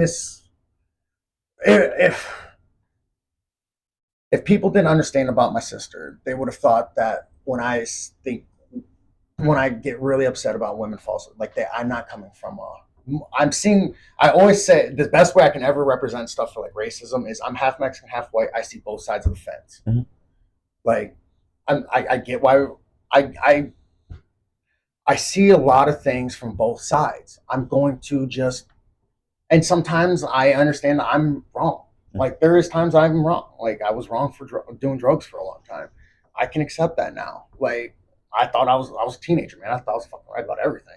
To be honest, I used to be racist a bit myself, because I was raised by white people and I'm black, and I would see how black people act a lot of the time, and I'm like, I'm being fucking falsely misrepresented here. You know what I'm saying? Yeah. It's like a lot of them are sagging their pants down, fucking swinging guns around, doing a bunch of stupid shit. I'm a mini Sean Strickland. I got in trouble in school for some Swazis and stuff when I went to Seattle. I was white people pretty much go one or two ways when they do meth. You're either a Nazi or you're a Wigger. Lack of better words, and I was a Nazi with some Wigger traits. I don't know. Why is that though? Why do you think that happens? That you're mad at the world. So you just pick a group to sit in, or what do you think? Maybe you're just. I don't know. That is a very this is something I have actually put some thought into, because it's something I've noticed, and it's just maybe it's I don't know, maybe it's something I can help with. I don't know. It's just I don't understand it. I think a lot of it is I grew up in a small farm town where we didn't have a lot of black folk. We just had Josh, and he was the whitest black guy I know. Sorry, Josh. I love you, man. Don't worry, Josh. We're one and the same. Hey, man. I think you're still rapping. Go check out my boy Brewer's rap on Instagram. And he trains martial arts too. If you're only watching this because I do martial arts, we didn't. I didn't get to. I think I didn't. It wasn't that I hated the skin color. I didn't like the culture, I guess is the better way. I guess culture. I guess I don't necessarily know. Because I guess it's only the black victim culture, and I just represented that was all black folk. Because my boy Alan, man, he's that black Puerto Rican. I got a bigger problem with him being Puerto Rican. Sorry, bro, but Mexicans work harder in the gym, man. There's a reason why we be saying Puerto Ricans are lazy, man. But my brother's Greg, and black. He's from Georgia, and he tells me his grandfather's racist a little bit, I guess. I mean, you're from Georgia, man. Racist towards white folk. If that's the way that be, hey, you're from Georgia. I'm sure there's a lot of white folk racist towards him. My dad grew up in Slovakia, and he told me the first time there wasn't many black people around when he was growing up there, and he told me the first time he ever saw one, he asked his mom why they were so dirty. and see, and that's where you're learning hatred or learning racism. And my best friends, they're black, man. I'm not racist. I'm not at all.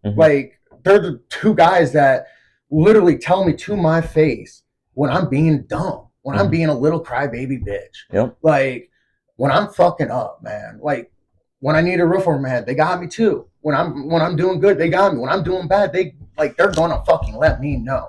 And if they're not letting me know with words, they're punching me in the face to let me know. You know what I mean? Like they're like you can't slack off in the gym and not have your boys like punch in the face a little harder because you're slacking. You got to keep each other responsible. A lot of people don't want people like that. I saw a post or a picture that was it was like a line next to two like it basically lemonade stands, but Yeah. one of them was comforting lies, and that's where the line was, and the next one was truth, and nobody was at the truth one, and that's what people want most of the time is a comforting lie. They don't want to be told the truth because then they're gonna have to look at themselves and be like, "Oh fuck, I've been fucking up. I'm a piece of shit." A lot of the time, when I don't know if you feel this way, but before I started taking mushrooms and shit, my brain was just moving so fast. There was so much going on that it was like I couldn't even hear anybody else or think. You know what I'm saying? And a lot of the time I would take the mushrooms, and me and this chick would take mushrooms together, and that's how I kind of got into like, oh, I You need ended to up in a improve. relationship with her? We were in the relationship, Okay. and then Because I feel like mushrooms could create a relationship without just because you're like trauma bonding. yes, but there's something deeper than that. I feel like it's like a spiritual thing. You know what I'm saying? The souls connect. You know what I'm saying? Well, how many people that are religious end up with a religious person because I heard it the best way from I don't like his church. I didn't like the way that he was talking, but he did say something very good. He came and talked in the county jail I was at, and I just anything to get out of my pod. But like I'm also like I'm very open to all religions. I've seen the miracles of everything. Yes. But he said that if me and my wife aren't working towards each other, but both working towards God, we're always going to meet in the middle. We're always going to come up and meet there. So like if you both have a goal, I think Japanese people look at when you're getting in a relationship with somebody, you're starting a business of a family. So now we're working towards the goal of a family, not the goal of finding the self-worth from you. Yeah. Like we're trying to find fulfillment of love because we see all these like Cinderella. We want the fulfillment of love. We don't want the business of family. Again, to my grandparents, you guys went through fucking hell according. It's an amazing way to put it. Just side note, I've never heard it like that. But that's awesome. Yeah, like, but he goes, you gotta work towards the same thing, man. That's it. Like, and if you're working as two individuals, then your goals are going to be completely separate. I'm trying to fulfill myself. And sometimes that you're going to take a left here, you're going to take a right here. She's going to take a left here, take a right here. She might have to go back to the start. Now we've grown, and you're up here and I'm down here. Exactly. Like, and that, yeah. But what I was going to say with this chick is, I would take mushrooms, we would take them together, and then she would tell me like, "Oh, you've been hurting me in this way." And for the first time, my brain had stopped, and I could hear her for the first time, and I'd think about it for real this time, like on the shrooms. I'd be like, fuck, I have been doing that. And then you're like, God damn. And then I think I was improving, and then it happened again. And I'm like, holy shit, I'm still being a big piece of shit. You know what I'm saying? So, yeah, like I harbored so much hatred to my father. I did. I also seen his house when I was a kid. Like I went and visited him a couple times. I seen how he was living. I mean, he's a very simple man. He's like me. We're very simple. We don't need a lot of things, man. We're simple. Nothing. Nothing. I don't think there's anything wrong with being it's Spartan living, whatever you want to call it. I had so much like problems with him. I went to my son's 2-year birthday. I'm trying to do math. 2019, I've been clean. So his 2-year birthday, my grandma made me the exact same cake I had on that birthday. My mom took me over there. Because I can't drive when I got into drug court. And my baby mama got mad at me, telling me like my girlfriend must have cooked it for him. My grandma did. Like she's trying to give him the same kind of love I got. Like, and then I went home that night from his amazing day. Like I had the greatest time with my son. I got to spend my first time spending time with my son for his birthday. It was amazing. I ate some mushrooms and I got depressed. Why? It's because I'm coming home to an empty house with a TV on the floor, a bed, And like, I realized how my father must have felt getting to spend time with me. And then you go home. Mm-hmm.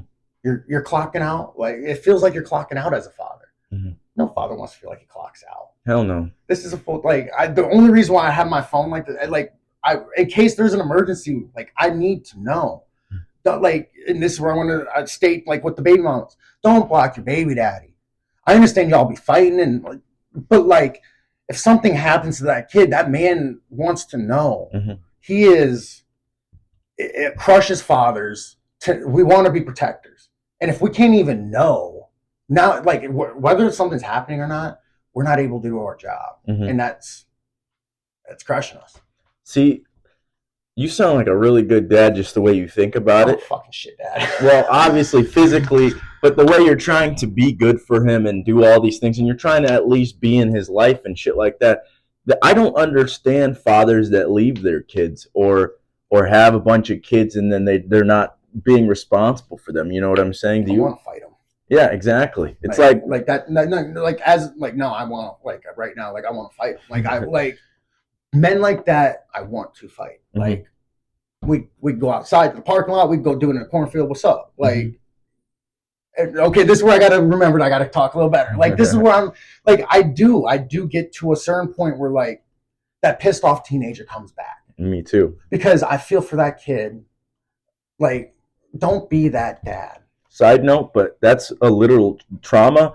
It's like the books I've read about it. I've been trying to figure my own shit out, obviously, but when you're traumatized, your growth is literally stunted at that point. And so when you have a trigger and it causes you to react, you're literally reverting back to your childlike self. And that's why you like, oh, fucking throw shit across the room or fucking freak out. It's being I've already broke so many Xbox controllers and I just bought it.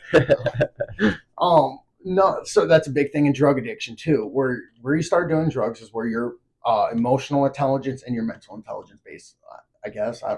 Your growth really does stunt. Mm-hmm. When I got clean, I was an 18-year-old child. I'm 30, and I'm starting to develop the maturity of, like, I'm coming up on 6 years clean off meth and Xanax. Smoked weed, mushrooms. You guys can take that for how you guys want for clean. But it has, in my opinion, made me a better person. Where oh my God, dude, that just made me, where I lost my train of thought. God. Talking about doing a bunch of, or you revert back to your drug addiction. You become that age. So I'm 6 years. I'm 24 years old, and like maturing. Like, I'm starting. Like, I came out of the, like, my first 2 years. I look at it like I must have been like 18, 19. I was lost in the world. I was confused.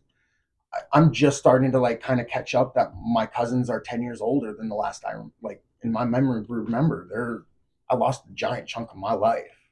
Mm-hmm. And that's the addiction, because, like, you're literally going to have to regrow. Like, you're relearning life. My mom always told me when she went to recovery in the halfway house. What was she addicted to?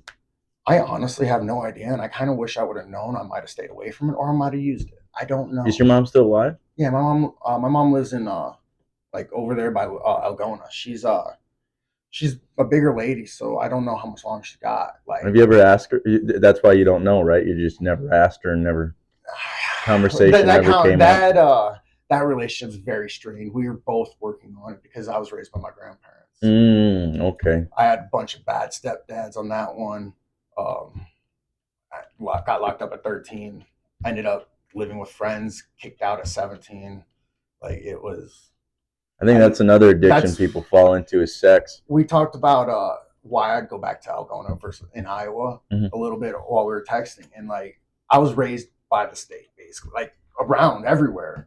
Like, I got sent to Sioux City, I got sent to Fort Dodge, I got sent to small farm towns, but, like, Algona was always home. And, like, there was a lot of people in Algona that were nice to me, like my friends, the guys that I shouted out, man, they're from there. Like, that's where I went to high school. That's the people I'm trying to connect myself with, is, like, the people that I'm not necessarily don't change, but at the core, they're still the same as they've always been. They've just stacked on improvements. You know what I'm saying? Because a lot of people, I feel like they don't even know who they are, and they're trying to play for everybody else rather than themselves. And so you talk to them. I noticed this as a kid when people would move away. Like, you you have this really good relationship, or when summer vacation would come, you have this really good relationship. You guys part ways for a little while, then come back, and it's like a completely different person. You don't even know who the fuck they are anymore. You know what I'm saying? See, I lucked out with my foster brothers, two brothers, Cody, Sebastian, the guys I've been shouting out, man. We don't talk for years. Like me and Cody, I just finally made my amends to him this week, man. We haven't really talked for years. Want another one? Yeah. And Sebastian, same thing. Life's taken us different ways. I went down there. I missed my brother Sebastian's wedding for fighting. Damn. He forgave me. I don't think his wife has. Yeah, that's the woman probably wouldn't. She's like, this fucking guy. But I think Sebastian understands what fighting has done for me, and that's also a amend I got to make with him, because like I missed your wedding, and then it's going to be his only wedding. He loves that woman. Mm-hmm. So, and I fucked up my relationship, you know, like, and we've been able to, like, literally us three have literally been able to get through a lot of dumb shit, man. Like, I was a drug addict. I've done some dumb stuff, and we've been able to still be friends, like brothers. Like I called him when I got problems. I know if I was to call him right now and like just talk, like I can just show up at their house. It's like literally his wife, even though I'm sure she don't like me, has said, you got a place on our couch. Like that's amazing. Yeah, like they've literally always just made sure I was okay. The only reason I laugh is because when you say, oh, I've done some dumb shit, I start to think back on the dumbass fucking shit I was doing. It's like, Jesus Christ. Especially when you're like brains full of drugs. You don't even know how dumb it is. I apologize for things I'm told I did that I don't know I did, but I have to believe I did. Mm-hmm. And that's rough. Mm-hmm. That is rough. That's a very rough thing, because forgetting parts of your life, and you were driving, you were working, like mm-hmm. you were like, that's a very scary thing to know. That's the scariest part about alcohol and Xanax, is you do enough of it and you don't remember a goddamn thing. I had wet brain, is what they call like alcoholics who don't like know how to like talk and stuff like that. Like I had that getting sober, actually. Like talking was actually kind of hard for me. Is that because you used alcohol as a social lubricant so much? Xanax? No. I mean, like I couldn't form words. I couldn't think of words. Like I was like, they call it like ball tongue when you're on dope and stuff. Like I was that fried. Wow. Like I did not realize how, like, holy shit. Mm-hmm. Like who like, when my family told me they were happy I was in jail because they knew I was okay. Wow. Like, come on, guys. That's crazy. What always gets me is I hit, North Side in Mason City? A little bit. I lived there for like half a year, so I got to know the actual town a little better. Yeah, I started going there when I was 14 because my sister's ex-husband, he was an alcoholic for a while, so I would go in with him, and then they started selling to me, which they're in trouble now for selling to minors, but I hit their building one time when I was driving drunk, and sometimes I would drive so, like, I would be fine, and then I just don't remember, and I'd get here, like, there was one morning, dude, I woke up on this blue couch over here with my shoes on, my fucking coat was still on, I was just laying, like, in a coffin position, and I woke up, and I was like, I don't know how the fuck I got here, and it's a fucking miracle I didn't kill anybody. It fucks with you, and I don't think a lot of people realize how, like... My OWI is from doing 75 miles an hour into a back of a parked pickup truck. Ooh. I remember going past, if anybody is kind of familiar with the Algona area, I remember driving past Pizza Hut, and then I was by the school up there with my engine in my passenger seat, my face in the dash. Holy shit. I walked to my... your engine was in your passenger seat? Was in my passenger seat. It fucking came through the dash? 75 in the back of a parked truck, man. We ended up going like an entire block, I guess. Sorry to interrupt you, but it's experiences like that that's made me believe in God, or not necessarily the Christian God, but just a higher power than myself. I crashed another car, literally, what was it, just a little bit before that, and I had a Bible smoke me out of the back of a window. Really? Yeah. That's crazy. I drove it off, so we were out driving around Little Africa, and there's a like snake. Yeah, so it's just the rumor of like you go to the area, it's called Africa, it's a lot of trees. I mean, I'm from a farm community, man. It's racist, man. Like no, like there's a lot of racist stuff, like lore behind that one. There's people that died out there, like that's where people take people to kill them, to jump them. There's a lot of bad lore there. Mm-hmm. I'm driving past the haunted house, and it's icy, and I just end up like sliding through, and I'm like, all right, guys, I'm gonna throw it in reverse. We're just gunning and we're getting out straight down a cliff. Oh shit! How we survived that, I don't know. It took three jacked up farm trucks to pull us out. See, when you're fucked up on substances, you don't really think about it as like, oh, this was a miracle. But when you get sober and look back on it, you're like, how the fuck did I get here? This doesn't make any fucking sense. I should not be here. Mm-hmm. I really should not. Like, whether it's because I got a bigger purpose or I just got luck or what, man. This is where I owe on it. I've cashed out a lot of checks. I owe. Mm-hmm. What made you first realize that psychedelics were different than anything else?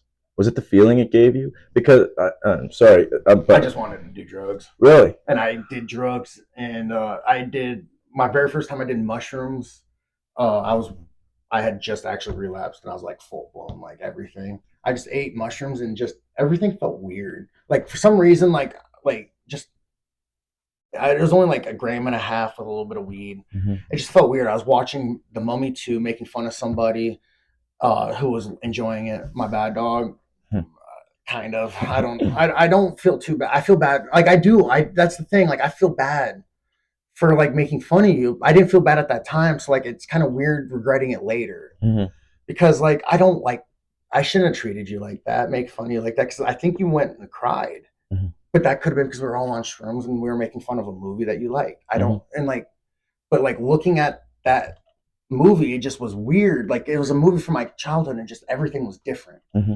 It's just the feelings, the connection to it, like the nostalgia. It was a very weird feeling to that. It's almost as if you're a kid again, and everything that's happened doesn't exist anymore. Yeah, and then so I took mushrooms. I just decided I was going to take mushrooms after getting into drug court. We had a giant pizza can explode. Oh shit! Or like aerosol can on a pizza oven explode. And it shot flames everywhere. Anybody from Fort Dodge that worked in Mineral City knows that story. It blew up. We had the fire department there. I left and I went home and I ate mushrooms. Mm-hmm. And like I'm suicidal. Like I used to be suicidal really bad. Like felt like a bad dude, everything. And like I realized I wouldn't have ran from that fire if I didn't want to live. Mm-hmm. Like the survive, like wanting, like that made me like just, and then I started going through like, oh, if I'm a bad parent, like I can control that. Like I can control everything, how I feel about everything. I'm depressed because I'm fat. Mm-hmm. Go to the gym. Yeah, fix it. I'm depressed because I'm not in my kid's life. Go be in your kid's life. Mm-hmm. Like that was like a complete like boom. Like I'd already had kind of concepts, listening, being open-minded and stuff like that, but like that was that snap. Mm-hmm. It's like the first time you ever felt something spiritual. Yeah, probably. That might have really been that spiritual, the first spiritual experience I had.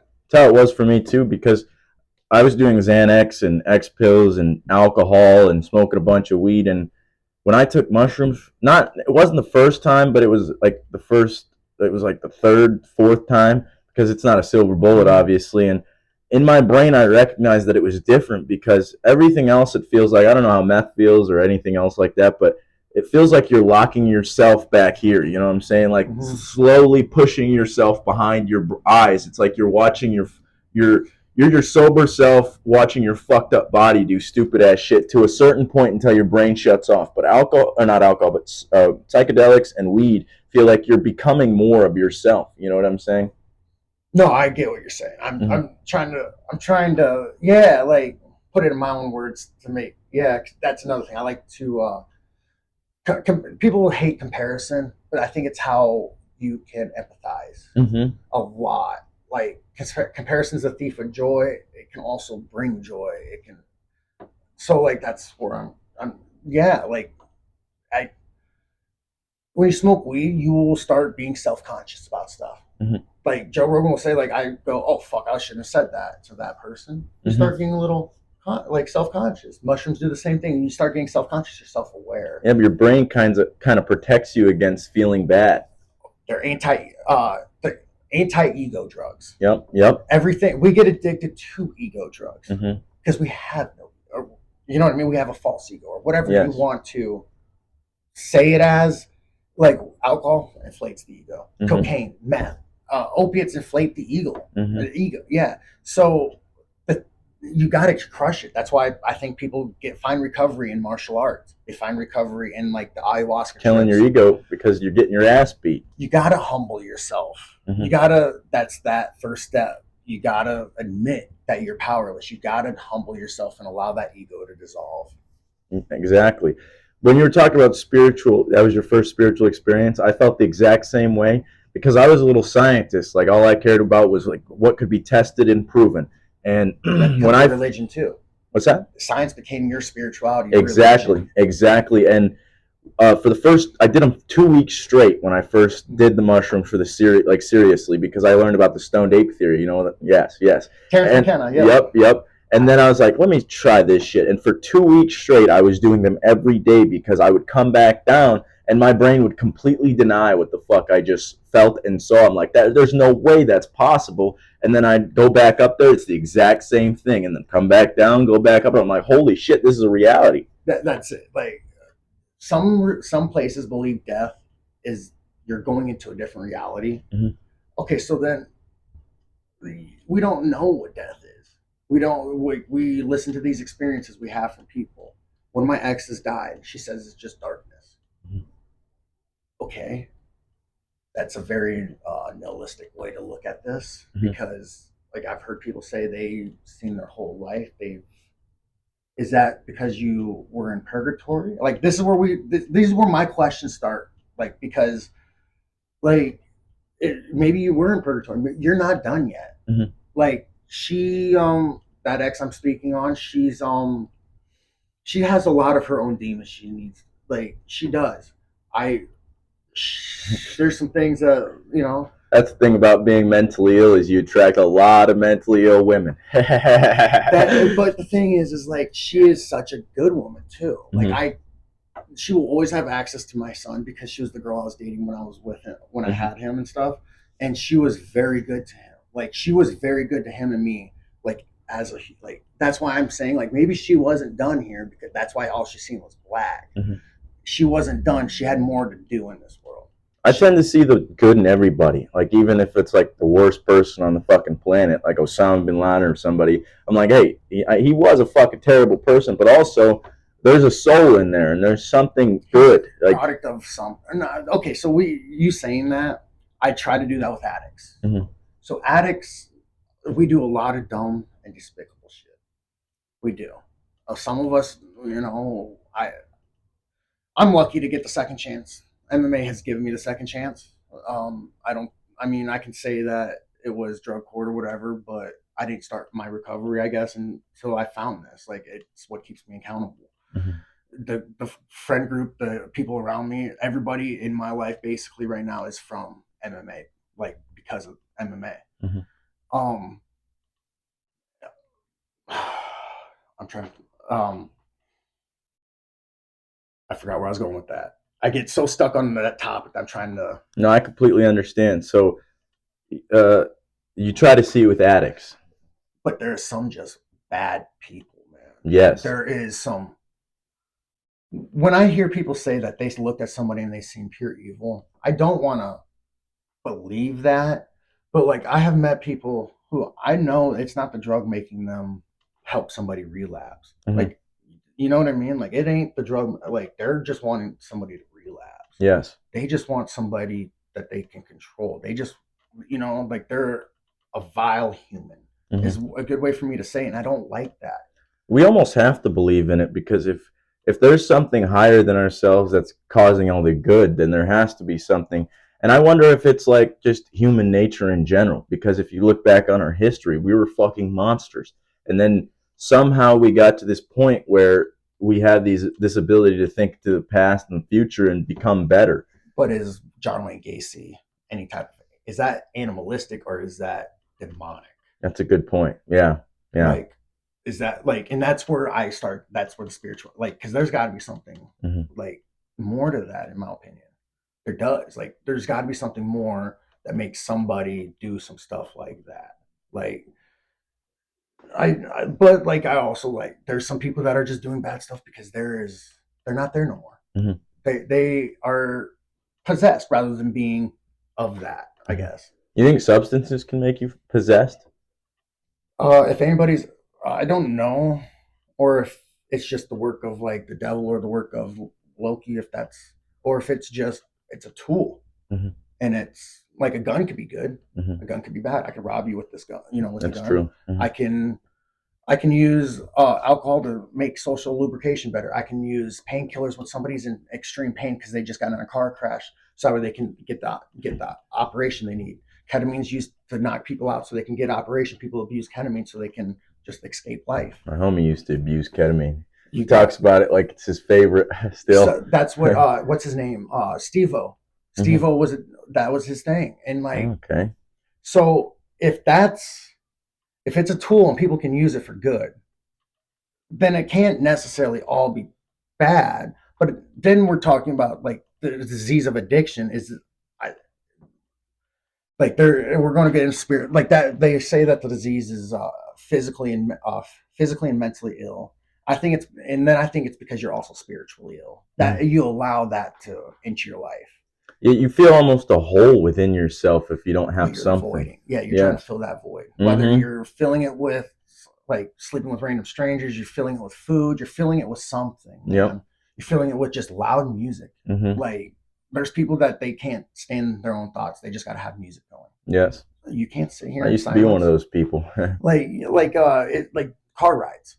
Like I know people that they can't go with. You can't just sit here and talk to them. Like just say random things. Like is that too hard to do? Are you that scared of yourself? That's a good one too. Are you just scared of yourself? Yeah, that's a good fucking point. I think a lot of people are. Car rides, now that you mentioned that, and I used to be that same way, but through like going with my homie on long trips and shit, you almost have to force yourself into the present moment and just be there, because if you don't, like 6-9 hour long drive, you're gonna be like, oh fuck, losing your mind by like hour one. And it's almost like a spiritual practice in itself. You're sitting there, you're just enjoying the music or talking or whatever the hell's going on. Some of the most mature people I met were people that done a lot of jail time because you're stuck with yourself, man. You can either lie to yourself or you can be honest with yourself. And in jail you find out like you decide, do you want to be honest with yourself? Do you want to, and that's where you decide, do you want to come back to this shit? Do you want to not come back? Like you're sitting there with your own mind, and that's where I had my ex sent me in a book on Buddhist meditation when I was going to prison this last time. So I had a religious textbook. I lied and said I was Buddhist. So I had a book on meditation because I was like, I'm about to sit in prison until however knows long in this cell. I might as well have some book. You know what I mean? Like I might as well have something to learn how to. I need to utilize this time. I'm here. I can only work out so much. Let's work out my brain.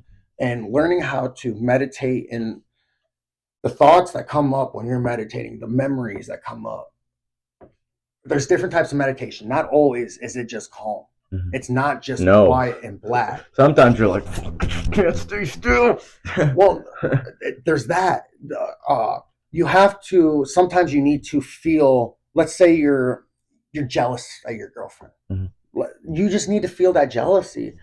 Let it overwhelm you in that meditation moment, and then just you're able to let it go because you felt it finally. You're not stuffing it down no more. You're not hiding. You just let it go. That's what depression is. It's literally to depress. You're pushing things down and you're not living your full self. Yeah.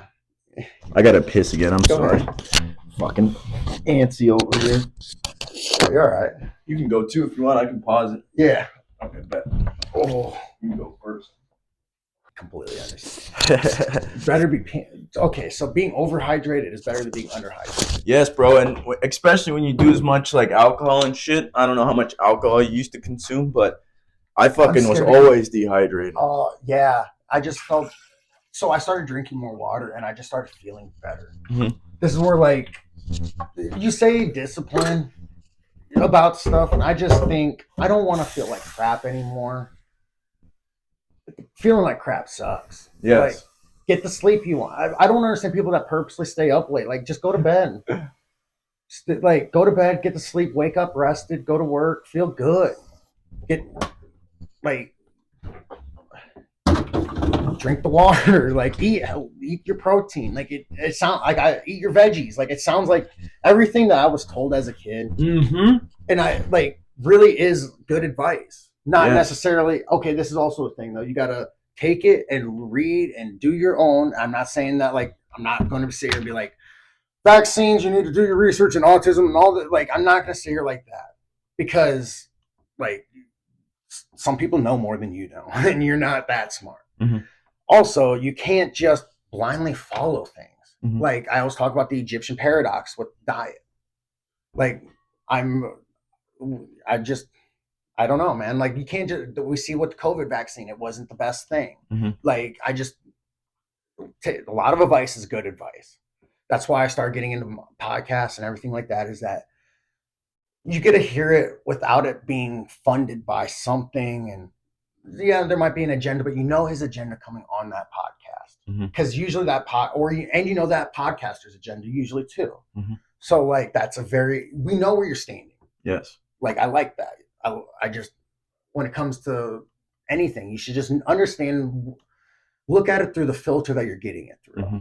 There was one time I went out to eat with my mom and I got water and she got pop and she's like, "You're drinking water?" Almost as if she was judging me for it. I was like, "Didn't you tell me as a kid to drink fucking water? What are we doing here?" Yeah, like, and that's another thing. Why do good choices get a bad stigma? Mm-hmm. Like that is a very like that. I don't like that in our society. That making the right choice sometimes is not looked on with a good view. Like Mm-hmm.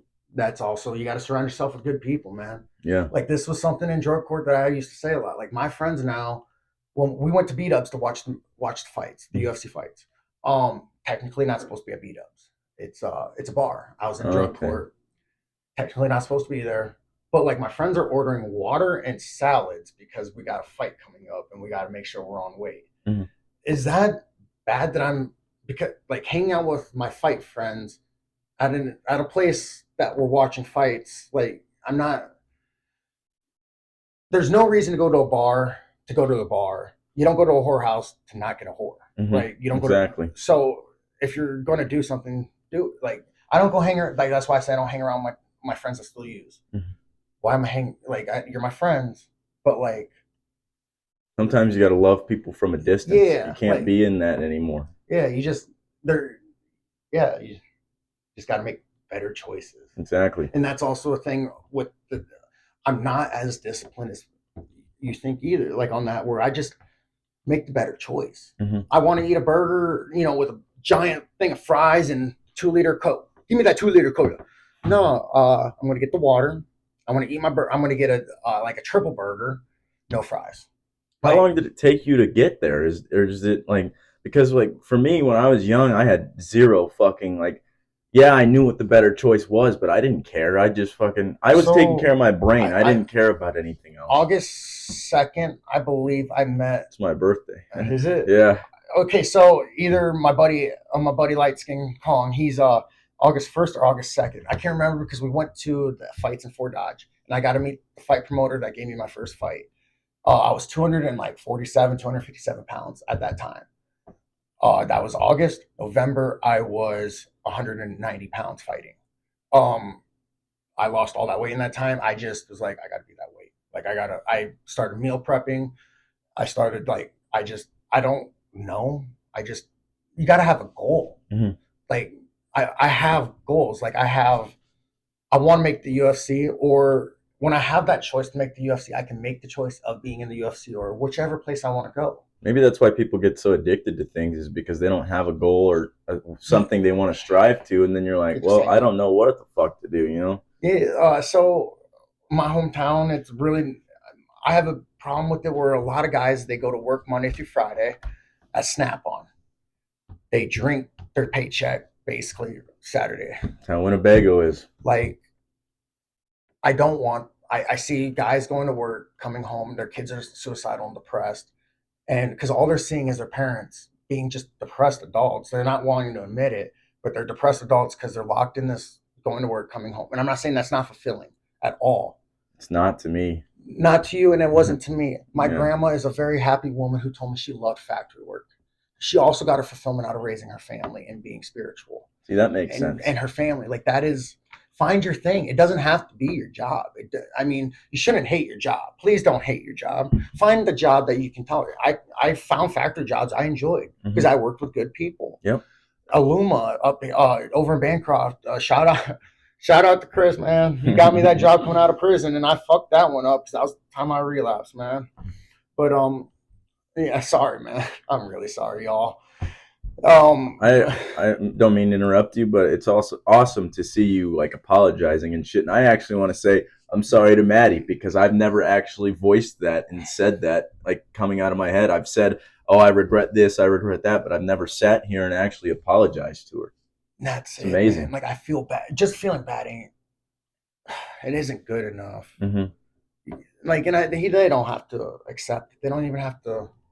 She blocked my ass on everything, dude. I haven't talked to her in like 5 years. I at least need to be man enough to apologize to y'all. Yeah. That's it. Like, this is part of still being selfish. My recovery is still selfish a bit because I'm still trying to find my fulfillment. Well, that's part of being human, I think, is whether or not like we're focused exclusively on ourselves, we're living through our own experience. So you're kind of selfish no matter what. Being nice to other people makes you feel good. That's kind of selfish. I've thought about that one a lot too. Is philanthropy really philanthropy if you get a high from it? Yeah, that's true. Bill Gates is a good example. I don't think he does philanthropy. I don't think he does. That's my own personal opinion. I think there's like he does philanthropy to like tax evade and stuff like that, and that's not his core reasoning for it. Like that's part of my view. That's just, that's just my view on that. Like, and I could be wrong. He might be a really nice guy. I don't think so. I doubt it. I don't think so because of the things from COVID and stuff, but that's just me. Talking about RFK's book actually got me banned, talking about like the vaccines and shit. So we'll see what the fuck happens with this one. If this one gets taken down, I'll just clip it a little bit like I did the last one with my buddy. But it's stupid that we have to walk on eggshells and pretend, you know what I'm saying? There's no, why? Like I shouldn't, my opinion shouldn't matter enough about that. Does that make sense? I'm not fucking doctor or nothing. Like, what the hell? I'm just some guy that gets punched in the face. Why be the responsible adult? We're allowing these people to vote, right? They're mature enough to make the decision on who runs the country. Why are they not mature enough to hear things? Exactly. Why, I just don't understand why you don't have the right to. Okay, back to the racism topic. We weave it. Back to the racism. You have to let racist bigots speak their words. Yes. Let them be stupid. Punching them in the mouth, all you're going to do is make them go, I was right. They're all violent. They're not civilized. Let them just put their foot in their mouth and be stupid. I don't know if anybody knows about that black jazz player that he made it his goal to just talk to KKK members. Yeah. I know who you're talking about. Just talk to people, man. Just, that's it. Yeah. I don't know if you've ever watched the Aubrey Marcus podcast, but we were talking about spirituality. He went on a few darkness retreats where you go into this room and it's completely pitch black. No, it's terrifying. But he says that I'm scared of the dark. Me too, to be honest. He says that like without visual stimulation, your brain creates visual stimulation. It's kind of weird. Well, the sensory deprivation tank. Never done it. Me neither. I want to.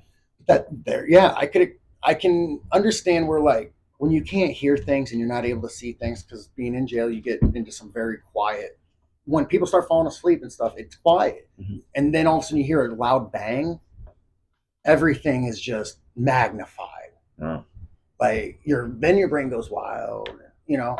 You're like that. What the fuck was that? Yeah, anything. And I also need to explain. I didn't do no hard time, guys. Like I just went to county jail and I went to a small prison that I could have walked out the front door if I so pleased. How long were you in there for? First time, 3 months and 21 days. Really? Second time I did 9 months or 10 months, something like that, with some county time. About a year and a half. Yeah, total. Yeah, I've done a lot of county time though, like a lot. I've been arrested like 20 times. Damn. Yeah, I sent you that little screenshot of my criminal record. It's kind of dumb. Yeah. Like this is where I'm going. Like I've really got a second chance, y'all. I've only been arrested once. Well, I'm still young, so we'll see what the fuck happens. Hopefully they don't get me for nothing else. But back in February last year, I was driving to Smithfield because I still worked there, and I got pulled over for speeding 61 in a 55. But I happen to know a Zach that works there. What was his last name? Norland. No, I don't think I do. But that was the first time I ever went to jail. I went there for it was only a few hours then, but then I had to go back for 2 days, and I was doing push-ups. I did 500, read a book. Because I was going to tell you, Josh Dubin, you know him probably. He's on the Joe Rogan's podcast. He helps people get out that were falsely convicted or had charges that were not. Oh, I think I've seen parts of, because I like to listen to those ones, especially that guy that got like wrongly committed for murder. Yes. And his point is that like he literally just kept saying, like, I guess I did. Yes. And his point is that in prison or jail or whatever, when you're locked up like that, you either become the best version of yourself or the worst version of yourself. Like my brother, man. That man, he is that old wise dude coming out, man. He must have listened to every old head that talked to him down there in that Georgia penitentiary, because that man, I might be older than him, but he's mature. He is him and my boy Devin, man. They are the big dogs that made junkyard dogs that became family men. Like those are good men. Like good harm, you know what I mean? Like the harmless man. Like that was a hardened man that, is a family man. It's kind of what Joey Diaz is. You like Joey Diaz? Yeah, I like listening to his stories. Like they didn't really like me for the it was the drugs in the trunk, or the AK-47s I had. It was the kidnap. Wait, hold on, what? That, like when Kale's talking about, like what? Fuck. Like, and then like I also agree with him. I'm like, okay, I only wish that my baby mama dates good men. I just understand that I was a 300-pound tweaker, and I've had some of her exes want to fight me. I'm going with that with the Joey. I think his daughter's stepdad had called her a spick or something, and he beat him up. Damn. I think men should be allowed to like settle things. Like that's just another thing. I think like that is sometimes like you just need to settle things. See, I'm not a fighter. I shouldn't say necessarily, but I've never really felt that urge that you have. And what bothers me, I would rather fight somebody, even if I get my fucking ass kicked, rather than pulling a gun out like most people do nowadays. They'd rather shoot at each other than fucking put some fists up and taking hell, man. You get to live another day. You're gonna look better when you're not serving life. Like you can one up him by getting a better job, fucking his ex-wife, whatever, man.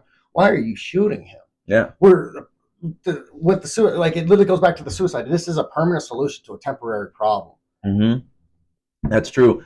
I always looked at, like, not always, but since like past few years, I've looked at suicide as like our brain knows that there's a way out. Like it's not the easy. I don't look at it as an easy way. I don't think that's true because you're distributing the pain. But that's another. Yeah. Yes, but I think that spiritually, our mind knows, hey, I could just click the off button and go back to that dimension. That if we're going to go that there's Christianity is right, I'm always going to go that because we're in Western society, and most of us are more familiar with it.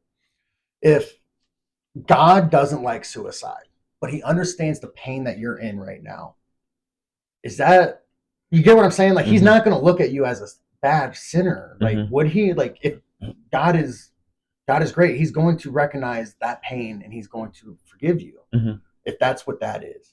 See, I wonder like how much free will we actually have and if it's actually fucking set out for us, because if you look at your life backwards, it's almost as if it was planned. I tried to kill myself. Whether it was with drugs or suicide, like I tried to kill myself and it didn't work.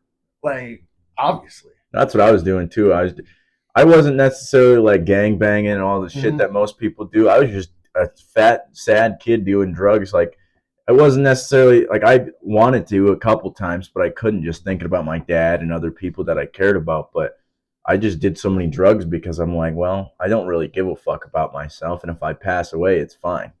Yep. It's you're it's like yeah, it's just a slow. I'm taking the slow way out, the Yep. okay way out. Yep. The Nobody really looks at you like, yeah, well, there's people. if I'm suicidal and I join the army and I make a run at the enemy, Yeah. he's a hero though. Like, Mm-hmm. even though he's the cop that wants to die, that runs into the fire. Mm-hmm. I mean, he that you get what I'm saying? Like, Yeah. that he already wants to die. He's choosing to die. That's why he did that. Mm-hmm. I mean, this is a make believe situation, but like, this is. I don't know how make believe it is though, because I guarantee there's a lot of people like that. Homie, I'm a self harmer and I fucking get in a cage so a guy can hit me. Mm-hmm. You know what I mean? Like, I like, it's they're just finding their way. Mm-hmm. And is that like in Western culture, suicide's wrong. Japan has that suicide force. Yeah. Correct. And I mean, I'm not trying to like, I'm not making it light on suicide, man. I've got some people that like, I wish they were here with us. They would have just been here with us. Mm-hmm. Like, Bella, she first girl that ever commented on my eyes. This is like, I was so fucked up on drugs. I still remember this girl telling me I had pretty eyes. While you're like, what drugs were they? At that time, I was just at that time I must have been like on like meth or something like that. Like, I was working at Casey's, so like I was just on everything. I was one of those whatever I could get kind of guy, but like Xanax was every day. But she just commented on it, and it's something that stuck with me. And then I was talking to somebody that, like, once I got clean, I started reconnecting to my old high school friends, and because I cut everybody off. People had cut me off, and like, people are seeing me. I went to my 10-year reunion. Like, it just was. I got to reconnect, and I found out that like she's gone, and it's like, I killed herself. From my knowledge, damn. Like, that's. I would rather you be here, whether we're friends or not now, and like, you know, like, because we grow apart or whatever. Like, you're rather you be here. You did one good, kind thing, like, and I understand it's just one good thing, but like, it stuck with me this long. Like, that's kind of, there's this buddy of mine. We stopped talking near the end. I think our egos were clashing, to be honest. But he didn't necessarily kill himself, but he was going like 100 on a crotch rocket, and he fucking hit it, smoked a deer. And that was, I don't know if you saw it, that was when the sheriff in Mason was posting like about his arm being off and shit like that. Yeah. It became a thing. Yeah. But yeah, that's kind of the same Iowa thing. rant and rave group be wild. You've been sending me shit. Well, I'm in it bad. This is what I say, guys. I'm in here trolling a lot of times. I'm not making light I'm making light joking about a lot of situations. Like, I always be like, fat shaming is okay. Fat, like, I was really fat. It hurt my feelings, guys. Like, I had legitimate people made fun of me for being fat. Like, they bullied me for being fat. Wear extra long shirts and shit so that when you lift your arms, your fucking fat ass stomach doesn't come out. So I had the man boobs, so I wore hoodies, and I always wore two shirts. I wore a undershirt and I always wear button ups, and like, just that. Yeah, man. How sad is that? As a man, you have fucking titties, dude. It's from bipolar medication. Oh, really? It made you fat? Abilify. I was fat, but like, it gave me titties. It like I've been on Zoloft, Prozac, Depakote, lithium, Abilify, Risperidone, Trazodone. I mean, we really can just keep going, man. Like, those are just the big ones most people know. Seroquel. Like, I ended up with tits. And like, I'd get locked up as a kid if I didn't want to take them, and I'd go in full-blown psychotic breakdowns, ended up in psych wards so many times because I'm not wanting them or they're doing me bad. Like, I'm not liking what I'm seeing in the mirror. What's a pill gonna fix? I'm sorry, like, it's just not gonna fix. If I look in the mirror and I don't like the fat guy in the mirror, giving me another pill as a teenager isn't gonna help me. That's quite the statement. I never even thought about it like that. Like like if you don't like what you're seeing or how you act or who you are, then what the fuck is taking something gonna do for you? No, like, and that goes for that. Like, if there's no different between me taking Prozac because I don't like myself and me taking meth. Mm-hmm. Maybe the fact that I can function in society, maybe, sure, but like I didn't with taking Abilify. I wasn't functioning. I was having psychotic breakdowns. I was not a good person. I was like the person that I was before drugs. Obviously, led me to drugs. Mm-hmm. Like, so that didn't fix it. It didn't. It literally wasn't even a band-aid, in my opinion. You said you were like you love exploring consciousness and shit. Yeah. I feel the exact same way. Like, and I think it's really weird that most people don't want to. Like, so they're sober, they're drinking alcohol, maybe they'll use sugar or whatever the hell. The state can take my money, it can take my freedom, it can take everything, but it can't take my mind. Mm-hmm. The only thing that can take my mind is me. Mm-hmm.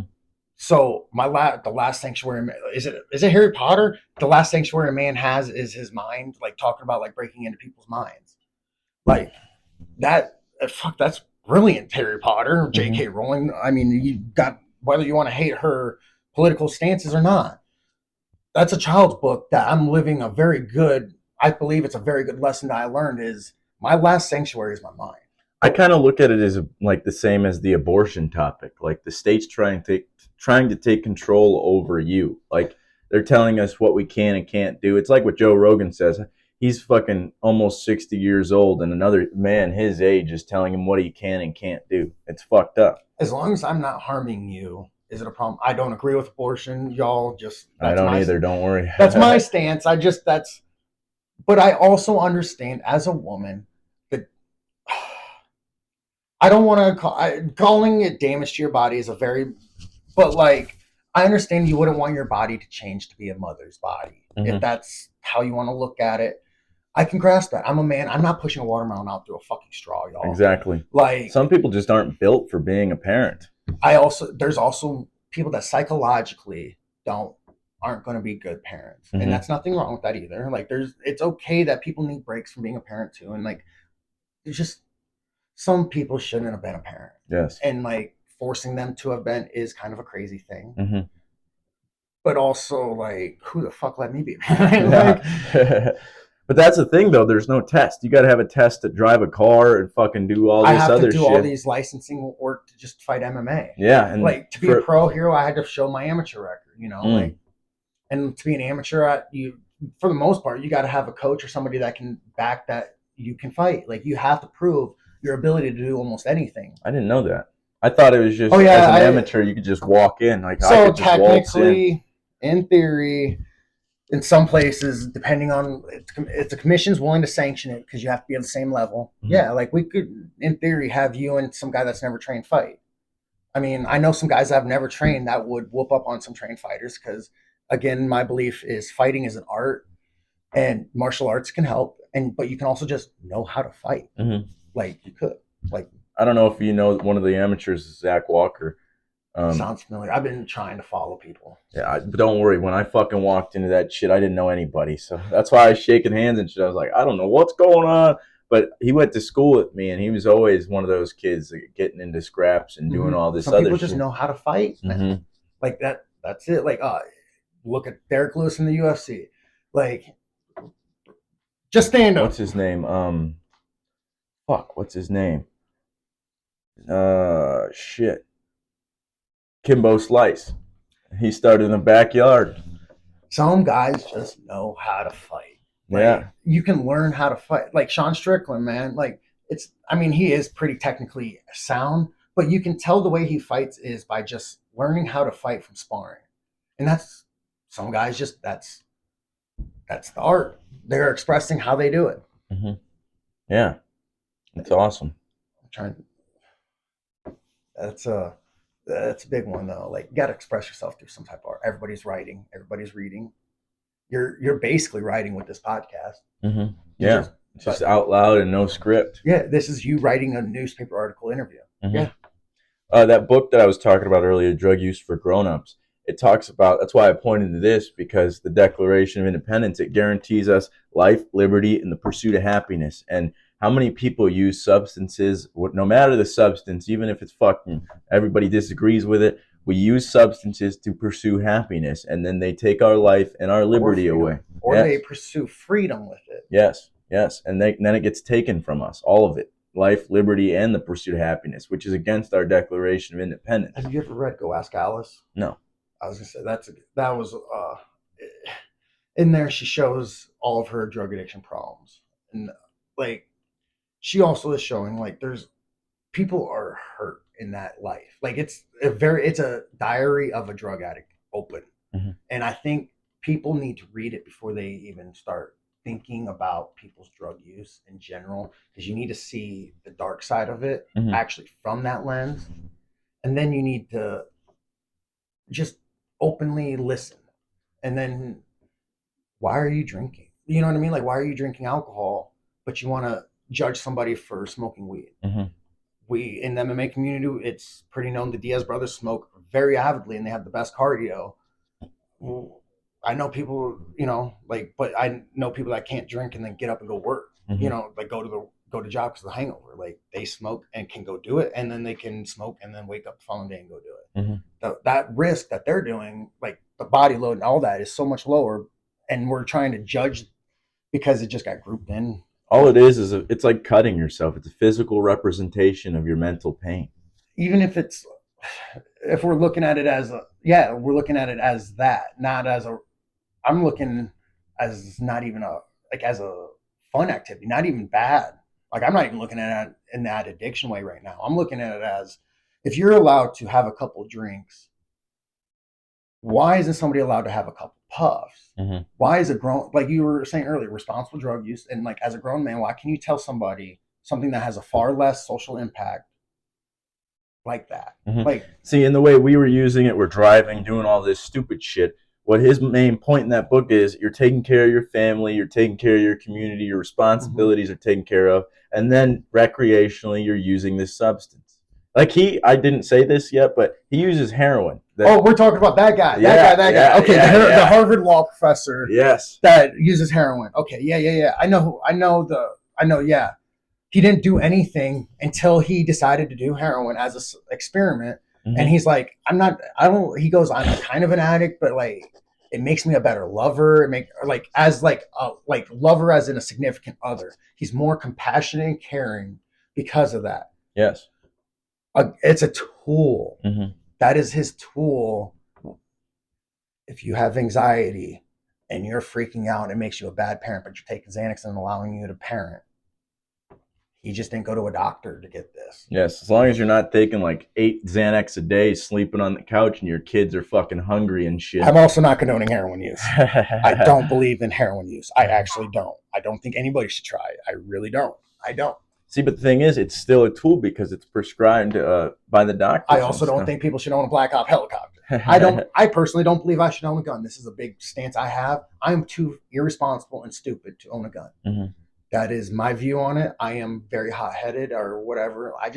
I'm the kind of guy that I might just leave it here and it gets stolen. Like I'm not the person to own a gun.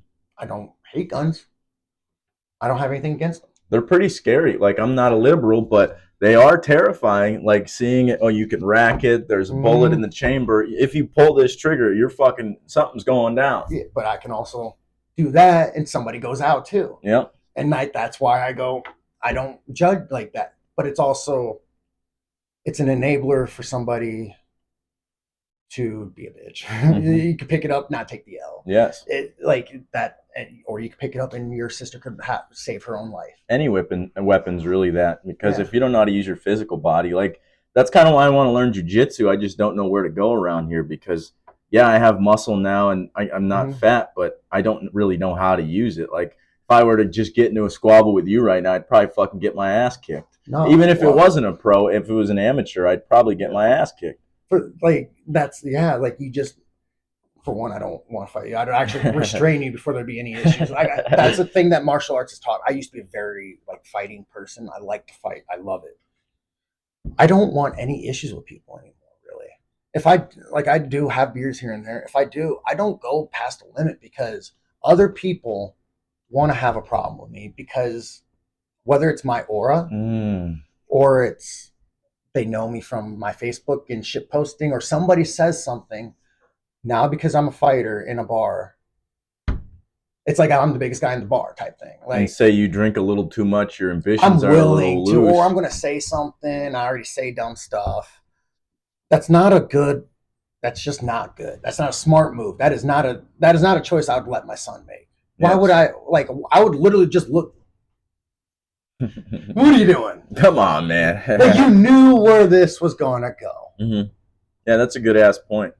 It's good to have like people that look at you as a role model. Like my nieces and nephews help me with that a lot because I would be there drunk all the time at my sister's house. She used to be like that. Used to be my I'm the drunk refuge. uncle. Yeah. Yep, yep. That used to be my refuge. Like because I knew on the street I was gonna get caught up, so I'm gonna drink and do my shit here. And my nieces nephews are around, and after a while I realized, holy shit, I'm this example that, oh, it's okay to be drunk all the time and be this fucked up person. No, it's not. You need to figure your shit out. You know what I'm saying? That's something I'm having to acknowledge. Having teenagers come to me for advice, having problems with parents, new guys in recovery, just looking for help, or any like step. I always said like one of the hardest things is having other people change their view on you while you're changing. Mm-hmm. You can accept you're a drug addict and a junkie and everything, but like starting to accept that like you're not that person. Like if we're changing every day and I'm accepting that accepting me becoming somebody's role model is a fucking wild thing, Mm-hmm. man. Why? Yeah, because you're imprinting on this human being. Like, and I'm learning that with my nephew and I'm learning that with my son. And like, that's where it's like, I can't act in a way that I would be mad at you for Mm-hmm. because I have being a hypocrite while being a parent is a very hard thing to do. Telling my kids not to do drugs, not to drink, not to be partying, not to be going out gangbang, all that kind of stuff is just dumb. That is not a smart way to live your life. All it did was lead me to jail and prison, Mm-hmm. led me to having bad friends, fucking thousands of dollars. Like I'm $100,000 in debt just for like court cases. Really? Yeah, like man, I'm not. That's not a way to go down your life. So I try to be that. Uh, I'm too old. I'm too old to dumb, young, and dumb. So it's time to start wising up, I guess. Like I Mm-hmm. gotta have some wisdom out of this stupidity I caused. Hell yeah. As a parent too, I'm not a parent yet, but it's hard because you are telling them these things like, oh, don't do this, don't do that, but they're gonna go do it anyway because like maybe not necessarily the way we were doing it, but like So they want to try it and they're curious just like we were, and it's like you really that's why you really have to live by example because if you're out there fucking smoking all the time, doing all mm-hmm. this stupid shit, and then you're like, hey, don't do it. People, I fucking hate this saying, but people always say, "Do as I say, not as I do." I Mm-hmm. fucking hate that shit because it's like that's not how kids work. That's Kids not are like how sponges, dude. that's not how humans work. Yes. I see you training me to do a job right now. Mm-hmm. And you tell me don't do this, but I watch you do it. I'm gonna do it the moment you turn around. Because I Exactly. want the shortcut. Especially if it saves time. Yes.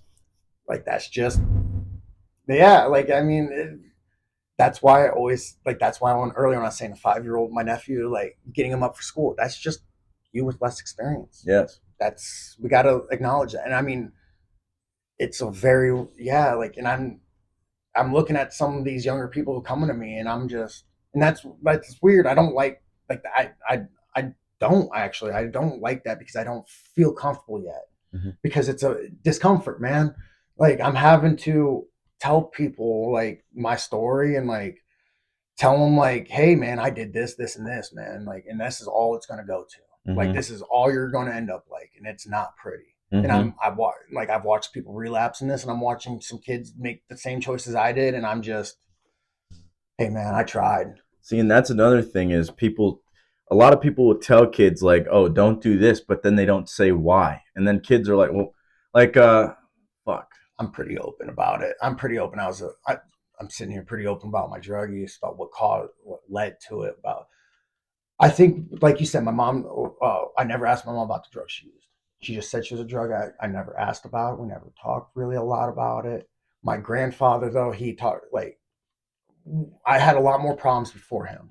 When he started talking about, because when I started getting more into recovery too and stuff, he started telling me about his childhood and just you gotta you gotta be open with the next generation because they're just learning from us, and if we're hiding stuff, they're not getting the full wisdom or nugget of knowledge. Mm-hmm. Like you got to see the process too sometimes. I think that's why I went so deep down the drug path is because everybody's like, nope, they're bad, don't do it. And then you ask why, and they're just like, well, because it's bad, don't do it. And it's like, I want to fucking see what's going on here. A lot of Dare was a failed program.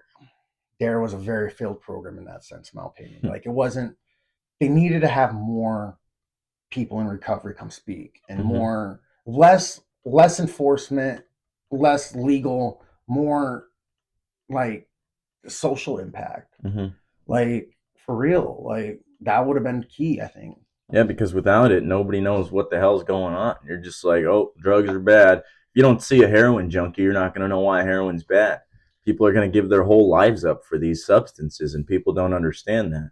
It's just a weird, like, and yeah, but people throw their way for gambling too. Yup, porn. I used to be heavily addicted to porn. I won't lie. I think that's a man thing. Yeah. I think it's a man thing that we go through because of the accessibility, and we're just human. Like I think it's a phase. If you develop an actual porn addiction, that's a thing too. Like I mean, I also that's a thing too. I also think some things get looked at almost out of proportion on how it is versus what it is. Like you know what I mean? Like is it really? Are you really an addict, or are you just going hard in the paint drinking right now? Yeah. Because you're going through some things. Are you like? Are you just going through a hoe phase? Like, I mean, I don't know. Like, I'm just saying. Like, I think some things are just blown out of proportion on like who they are. Like, some people are just going through a bad day and they're just being mean and a jerk. Are they a jerk though? Yeah. Like, or did they just wake up on the wrong side of the bed? I've never even considered it like that. Are they drinking like somebody who usually doesn't touch the alcohol? If they just pick it up and start going heavy, then maybe there's something deeper than just, oh, he's an alcoholic. But I've also met somebody in prison that he drank 3 times, and each time he's ended up in prison. Wow. Some people just can't handle it. And that's okay. That's okay. Like Xanax, some people, they are prescribed it, they handle it. I can't. I can't handle, just like life sometimes, man. Sometimes life's too much. I do some crying just because life is overwhelming. Yeah, it's fucking super overwhelming. With alcohol, especially when I was like, I made a few videos about giving it up and then I'd relapse and drink again. But that's just, I don't think I have to stay away from it now. I just couldn't trust myself to only have 1 or 2 drinks. I'd go fucking have 2 and then I'd drink a whole bottle. I don't trust myself to spar my friends sometimes because I'm going to want to have a fight. I'm going to want to fight. I need to punch. Anthony Smith was just in a fight and he goes, I need to feel something. And he put his hands down and let a guy punch him. Like sometimes we need to be protected from ourselves because we're going to find something that will harm us. Yes. With alcohol, though, when you give that up, everybody looks at you like you're a fucking weirdo because it's so normalized and it's everywhere. It's like, oh, you're not drinking? Like, no, I'm not fucking drinking. And then they're like, come on, you're pussy. Why can't I have a bottle of water at the bar? Yeah, exactly. There's a tip for a lot of guys. If you're just not trying to drink, keep something in your hand. I have found myself when I was not even trying to drink or anything, just picking up a Bud Light, a Budweiser, out of just the habit of where I'm at. We're playing pool or something. We're at somebody's house, and like that's normally what I would drink. I'm not trying to drink that night. I'm not trying to stay away either. I wanted to drink water or whatever, and I just have it. And yeah, like sometimes you need protection from yourself. Like I'll have a friend go, "Hey, I thought you weren't drinking," and I'll be like, "Oh, yeah." It's almost, I feel like when you're actively trying not to do something, it becomes so much harder because you're obsessing on it. Yes, you're like, I can't do it. People trying to spend the next year clean. I can do it for today. Oh yeah, I do enjoy watching people. I was messing around with that chick for a while too. Sometimes you also gotta test waters and just meet people and that's something I think our society has thought that every date needs to matter too. Like every date needs to be are we trying to be significant with each other? sometimes you need to date somebody, and it just needs to be a consensual date, Mm-hmm. or a consensual casual date of I'm meeting somebody. This is light fun. We're socializing as the opposite sex, just socializing, seeing if there's a romantic spark. Oh no, not. It was nice spending time with you. It was Yeah. nice going to see a movie with a woman and going home now. Yes. Like, especially for people like us that like didn't have that as a young person. You're like, oh shit, I'm going to fucking movie with a woman. Okay, so this is. I used to go to the bar to have one or two just to socialize with a woman, Mhm. like just to learn how to speak and talk. And like there's a bartender at a bar that I go to. I literally have one Guinness. She literally keeps Guinness there. She knows I'm having one or two. People will try to buy me more. She doesn't. He literally just bought one or two, man. Like that's like it. She was nice. She helped me learn how to speak. It's Really, actually an awesome I don't idea. think she knows that, but yeah. It's an awesome idea because like I said, I still get awkward around women sometimes, and I'm like, fuck, I don't know what to say, and the pressure it's too much sometimes. Get out of your comfort zone, man. Mm-hmm. Like I had to learn, like especially at the gym. You're like, when can I approach this person? I think she's cute, and it's like, so that is a hit and miss. I'm in some gym groups, and I think that's a hit and miss one. I think never date from your gym. That's my martial it's arts. actually thinking. Probably a good idea. That's my martial arts thought. Never date somebody from your gym. But I've never done it. I just don't think that's a smart move. Mm-hmm. Well, if things don't go well, then you're gonna go to the gym and see this fucking person. Or if you haven't, you're a fighter. You probably have some insecurities, and you don't want to see your girl rolling with a dude. Like, I mean, these are things that I'm thinking of prior to. Like, I just don't put myself in that situation. It seems. Yeah, that's a good idea. To, like, think proactively rather than being like, oh, I fucked up. Now I got to figure it out. But back to fighting, approaching somebody at the gym. Wouldn't that be the better place though than a bar to approach somebody, because you both have fitness, a healthy, or at least a health outlook on life, whether it's fitness or just I want to be able to walk up the stairs without getting gassed. I have dated women who can't walk around the block. That is not compatible with me. Yeah, I walk exactly. like if I can run 10 miles, somebody that can't walk around the block is probably not compatible. That's why I don't work with most women, I think, is because a lot of people have been taught to just couch rot, essentially. That's one of the fucking craziest things my generation came up with is bed rotting. Netflix and chill, where you literally binge watch, is not like the real Netflix and chill of binge watching. Sure, it's fun, it's nice, but like, isn't that another escape from your responsibilities? Yeah, that's true. Like, you're just a lot of things are just a distraction, and you're trying to distract yourself. You're distracting yourself from that communication with her. Yep, exactly. Maybe you guys need to be having a talk about what you want in your relationship. Are you guys looking for the same thing? Do you guys parent the same way? That's the thing. I don't think you might get along fantastically. Go babysit some kids for somebody, please. Yeah. Just before you.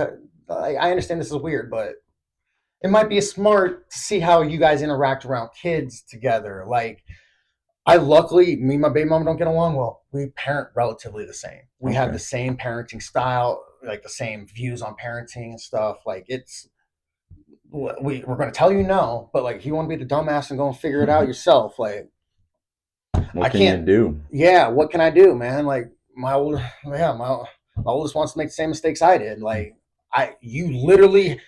she was 5 when I got with her mom. She has seen me go in and out of jail and prison. You want to make some of the same mistakes I did. You literally know.